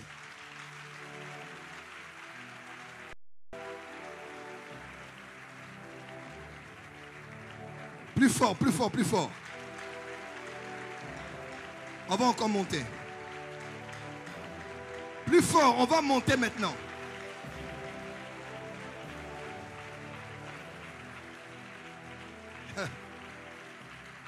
Acclame 3 fois plus que ça. On va maintenant exploser.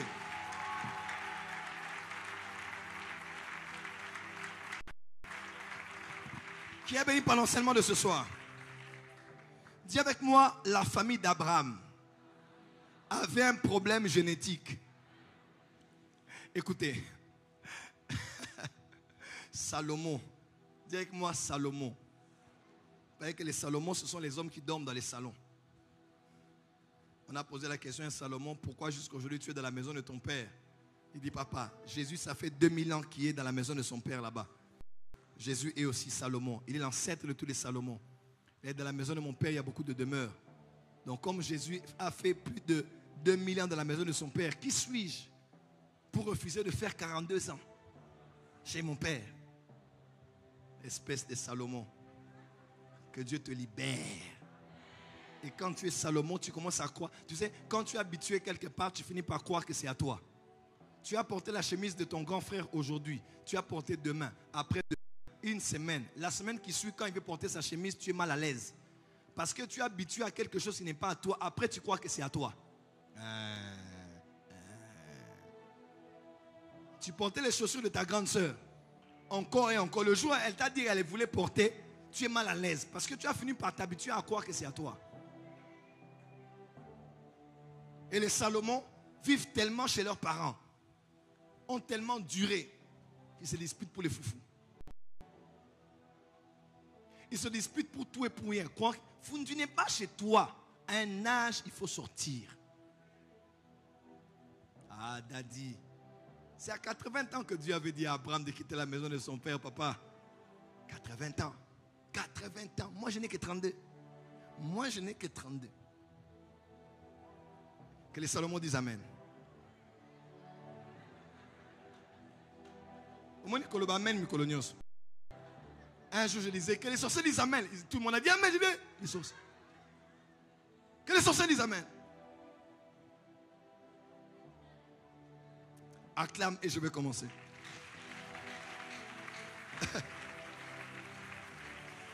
16 générations après Abraham, le père des croyants.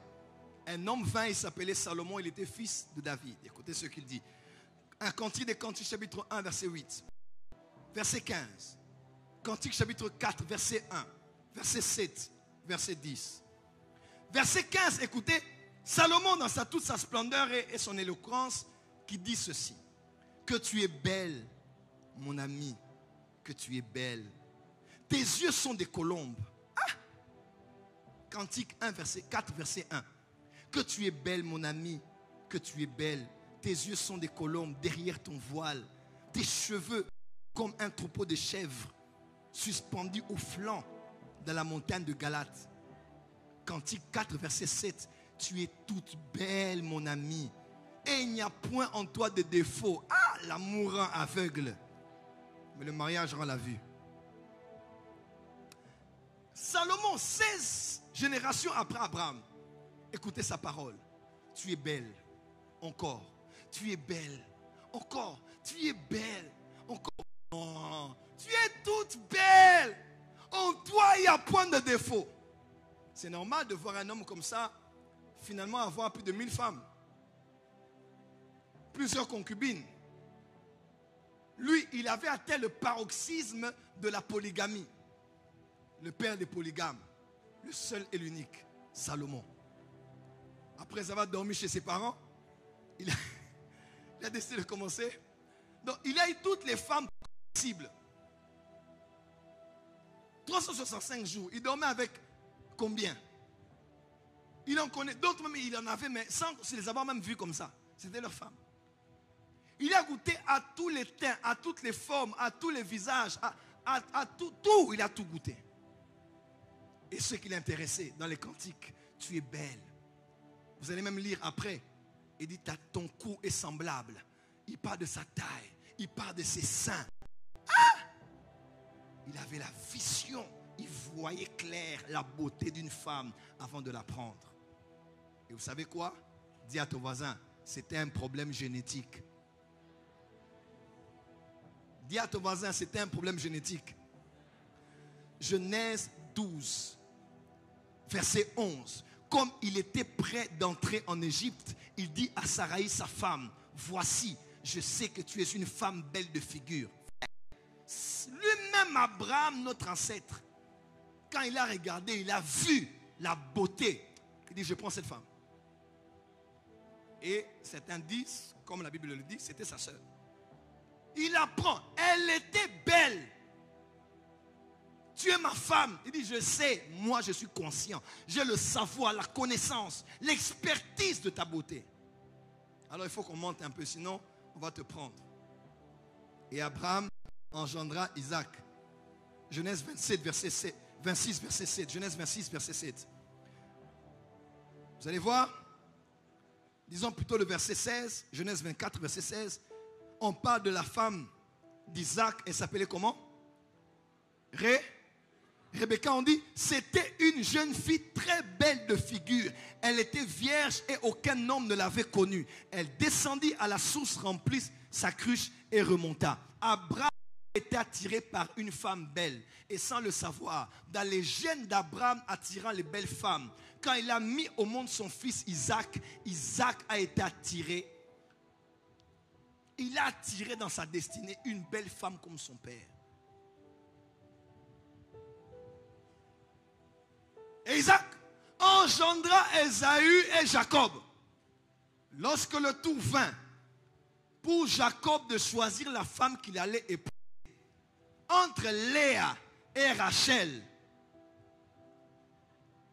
Jacob, Genèse 29, verset 17, Léa avait les yeux délicats, mais Rachel était belle de taille et de figure. Papa, c'est le caractère de Rachel que tu as aimé ou c'est sa beauté?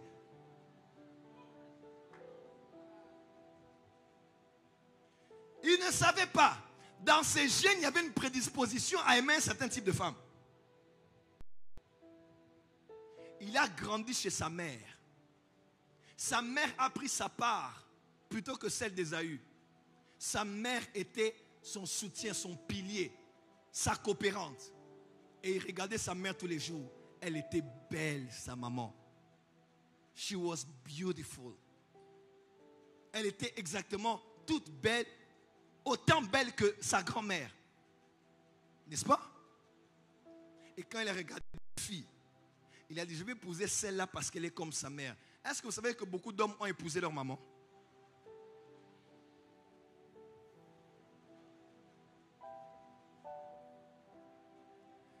Il a choisi Rachel parce qu'elle était autant belle que sa mère. Il y a des hommes qui épousent leur mère. Quand il veut choisir, il doit trouver une femme qui est comme sa maman. C'est une mauvaise chose? Pas forcément. Mais ça peut devenir une mauvaise chose. Parce que tu veux que l'enfant d'autrui devienne ta maman à 100%. Les hommes disent Amen. Et la preuve, ta femme ne connaît pas ton salaire. C'est ta mère qui connaît. Tu as dis avec moi, je suis sorcier. Ah, chérie, pour la parcelle que tu en as acheté, le livret parcellaire, ta femme ne connaît pas, mais c'est ta mère qui sait. Répète avec moi, monsieur. Dis, je suis sorcier. Protocole, Bob Moussa. Dis amen très fort. Encore. Quand vous lisez même la Bible, dans la lignée là, il y a un problème. Et parmi les enfants de Jacob, Ruben a sué sa couche. Il a couché avec. Donc c'était du désordre de la famille. Ou dans Genèse 38, on voit Judas qui a commis l'inceste. Il ne savait pas, mais il y a quelque chose de bizarre qui est entré dans la famille. Dans la lignée de Judas, il y a eu un problème sérieux avec les femmes. Et c'était codifié. Belle femme, belle femme, belle femme. C'est mauvais? Non. C'est mauvais? Oui. Parce que dans la vie, il n'y a pas que la beauté. Et la beauté, elle est relative. Si tu ne regardes que le plastique, la taille, elle est trop courte, elle est trop grande. Moi, j'ai un faible pour les femmes qui ont des formes. Moi, il faut qu'elles soient comme ça. Moi, j'aime pas les femmes trop noires. Papa, tu vas passer à côté de ta destinée en train de chercher la chair et pourtant tu dois chercher les os.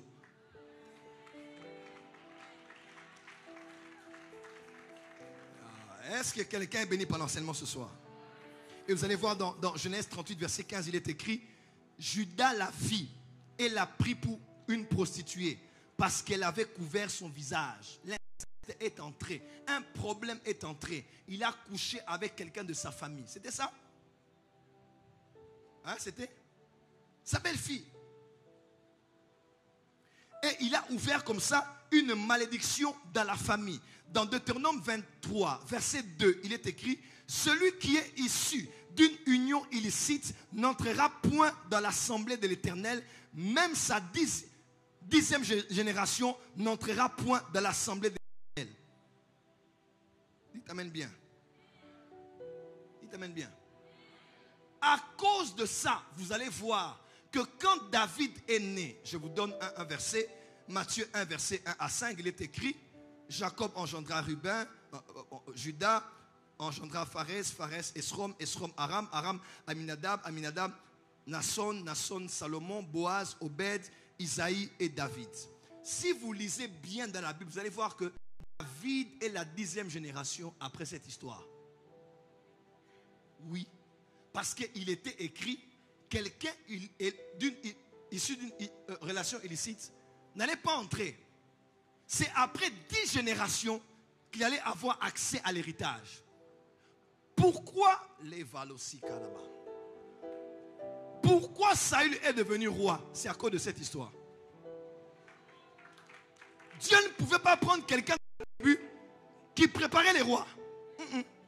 Il fallait trouver une solution alternative. Le livre de Juges existe pour pallier à ce problème. Oui. Il fallait attendre qu'on purge la peine de 10 ans pour que la royauté quitte Benjamin. Et entre dorénavant dans la lignée de Judas. Parce qu'il y a eu un problème sexuel qui s'est passé là. Et David a commencé son travail normalement. Jusqu'au jour où dans 2 Samuel 12, les amis vont en guerre. Lui, il est là, sur le balcon, il est en train de regarder. Mon Dieu.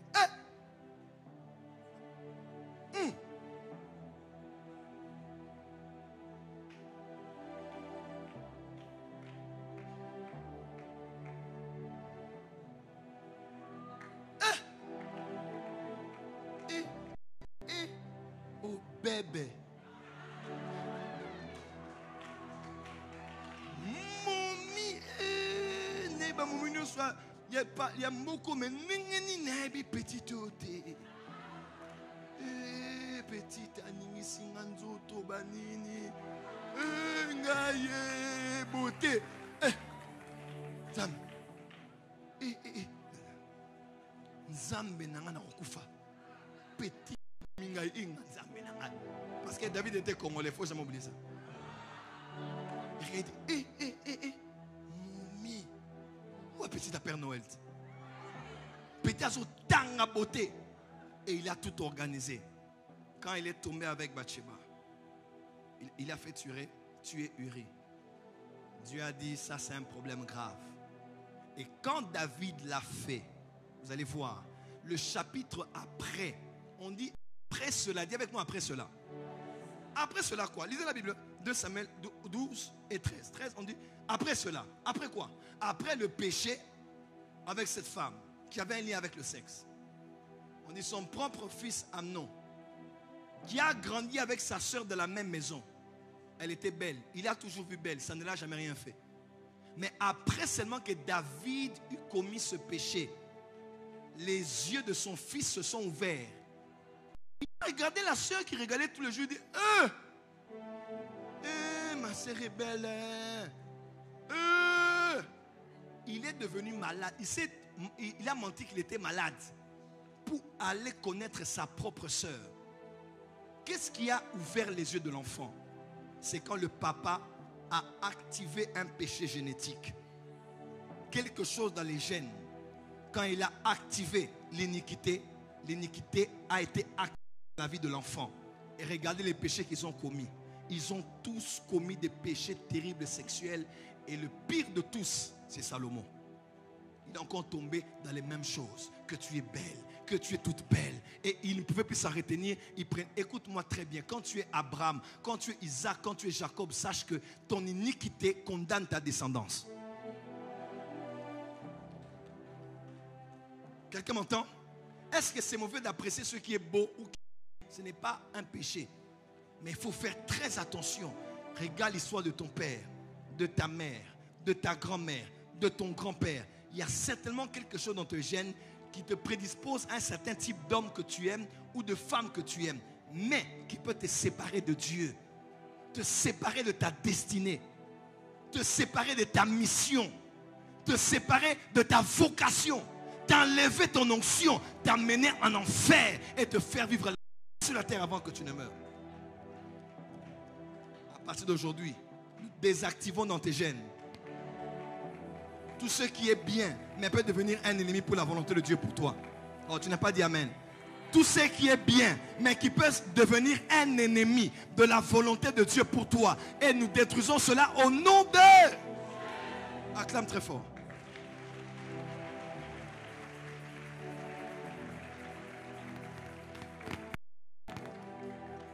Est-ce que je peux avancer?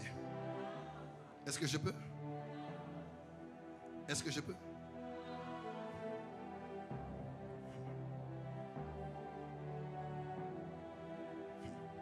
Il y a tellement d'exemples à donner.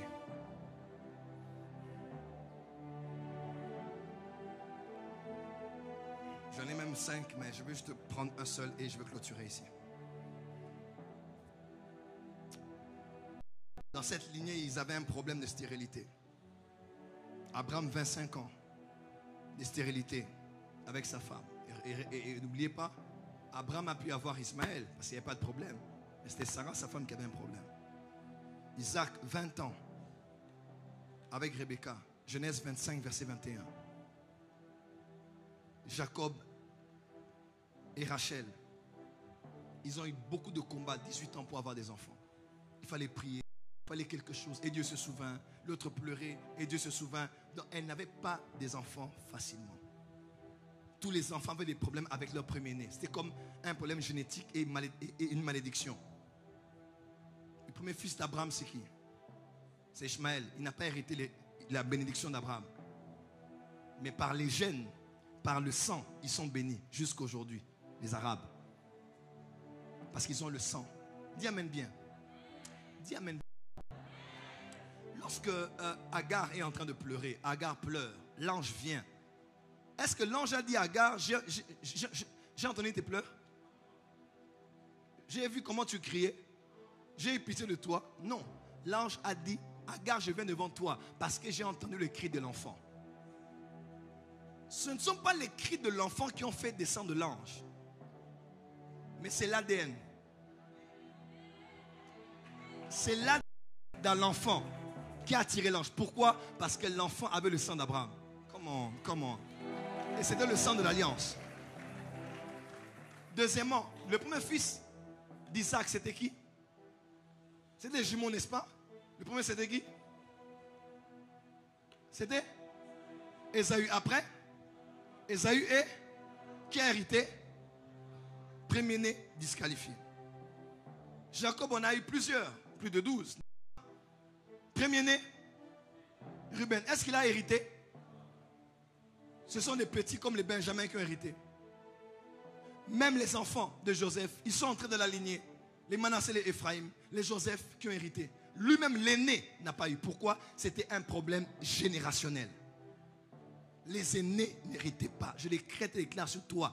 Les aînés de votre famille vont hériter. Je dis, les aînés de votre famille vont hériter. Je répète, les aînés de votre famille vont hériter. Les femmes mentaient. Sarah a rigolé, elle a menti. Genèse 18, verset 15. Rebecca a menti à Jacob. Quand elle était dans la marmaille pour donner l'héritage à Jacob. Pardon, Rebecca a menti à Isaac. Et Rachel a menti à son père.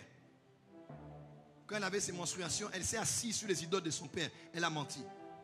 Dans cette famille, j'ai beaucoup d'exemples à vous donner. Vous allez voir, c'était des problèmes génétiques. Alors, comment ça se passe? Premièrement, le péché. Et le péché est commis par un de la lignée. Ça peut être vous ou quelqu'un de votre lignée. Un péché est commis. Qu'est-ce que Satan fait? Satan n'aime pas le péché. Satan aime les iniquités. Il n'aime pas un péché que tu commets. Car nous branchons tous de plusieurs manières, Dieu te pardonne et te purifie. Satan dois faire ce que Romain a dit, mais le péché qui est en moi, il doit emmener le péché en toi, jusqu'au jour où l'iniquité fut trouvée en toi. Et ça, c'est dans la poieo, pratique. Tu deviens comme un arbre à maturité. Tu as tellement fait quelque chose. Maintenant, tu portes du fruit de ce péché-là. Et ça devient une iniquité. Et quand l'iniquité est là, Dieu punit l'iniquité des pères au fils jusqu'à la 4e génération. Bref, l'iniquité ouvre une porte à la malédiction. Quelqu'un m'entend? C'est d'abord quoi? Le péché. Après, ça devient quoi? Une iniquité. Après, ça ouvre la porte à quoi? À une malédiction. Jésus dit, lorsque l'iniquité sera accrue, l'amour d'un grand nombre va se refroidir. Lorsque l'iniquité va s'accroître, l'amour va diminuer. Parce que chaque fois que l'iniquité monte, même ton amour pour Dieu, ta passion pour Dieu, ton amour pour la prière, pour la Bible, pour les saints, va baisser sensiblement. Parce qu'il y a une autre nature, une mauvaise sémence, celle du serpent, qui est entrée dans tes gènes. Qui a commencé à faire de toi quelqu'un qui a deux visages. Et la malédiction ouvre la porte aux actions démoniaques. Écrivez ça. La malédiction maintenant ouvre la porte. La génétique ouvre la porte à la spiritualité. Ce n'était qu'un trait comportemental. Ce n'était qu'une action mauvaise posée. Maintenant, c'est un péché qu'on a commis. Un péché qu'on a pratiqué. Une malédiction qui a été ouverte dans la famille. Et les démons ont eu accès de commencer à opérer. C'est là où les démons oppressent. Les démons détruisent. Et les démons possèdent. Et le monde spirituel commence à s'organiser pour amplifier le mal dans vos ADN, amplifier le mal dans vos gènes. Le monde spirituel commence à attirer vers vous des hommes et des femmes qui vont vous tenter à des choses pour activer ce qui n'a pas encore été activé ou amplifier ce qui a déjà été activé pour que vous deveniez la pire version de vous-même. L'Antichrist s'appellera comment? On parlera de lui dans le mystère de l'iniquité, pas du péché. Parce que le péché a été vaincu à la croix. Donc, il sera celui qui va incarner tout le mal qui existe sur la terre. Le mystère de l'iniquité. Et quand les démons prennent place, maintenant c'est familial, c'est provincial, c'est national, c'est sectaire. Et comme dans chaque tribu, dans chaque famille, il y a des autels sataniques aussi. Il y a des gardiens des autels sataniques qui maudissent votre famille, qui maudissent tes enfants, qui maudissent ta postérité, qui veulent le mal de ta vie.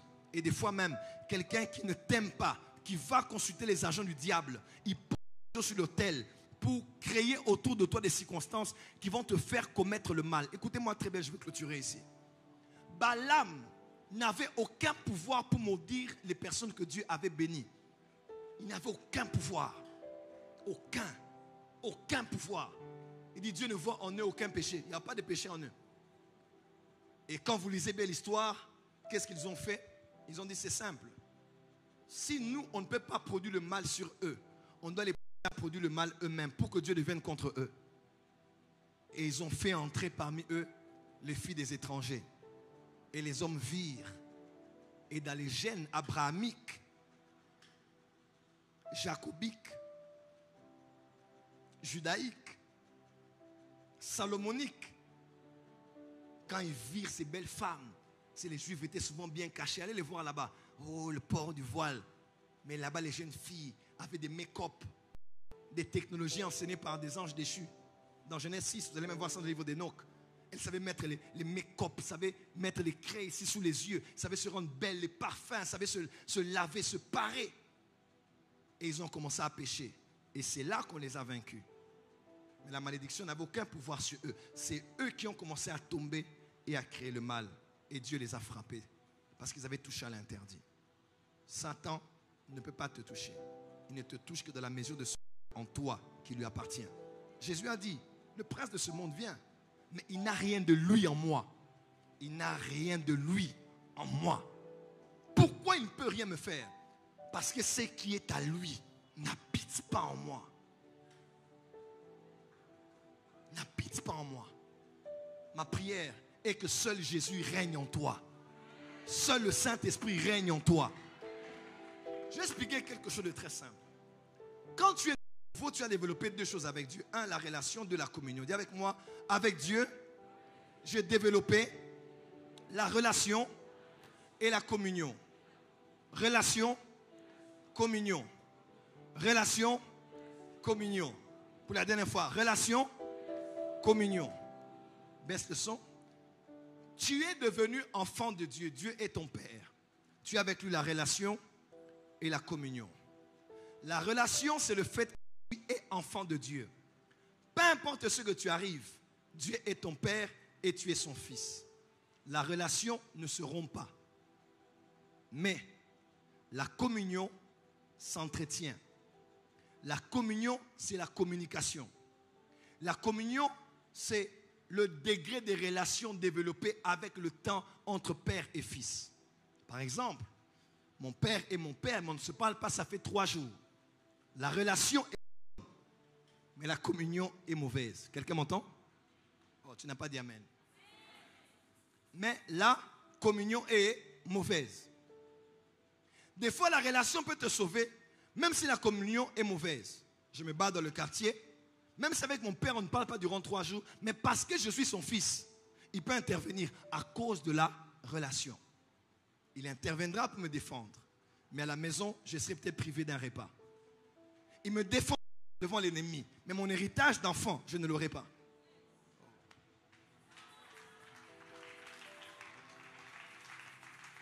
Le problème n'est pas la relation. La relation, vous l'avez. Le problème, c'est la communion. Ce qui fragilise la communion, c'est le péché. Et ce qui détruit la communion, c'est l'iniquité.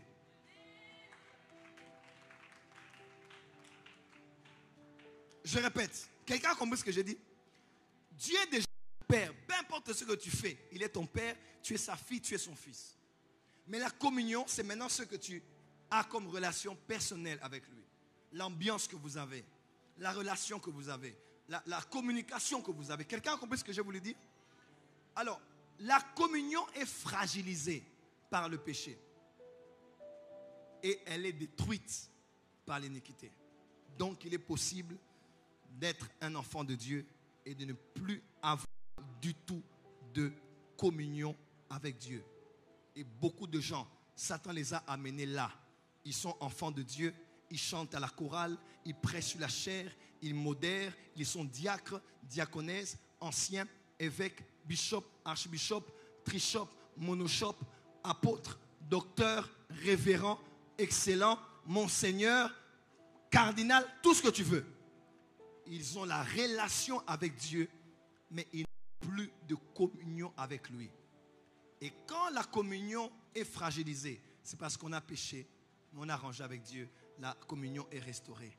Mais maintenant, quand le temps d'iniquité est plus que le temps de communier, tu n'as plus de communion avec Dieu.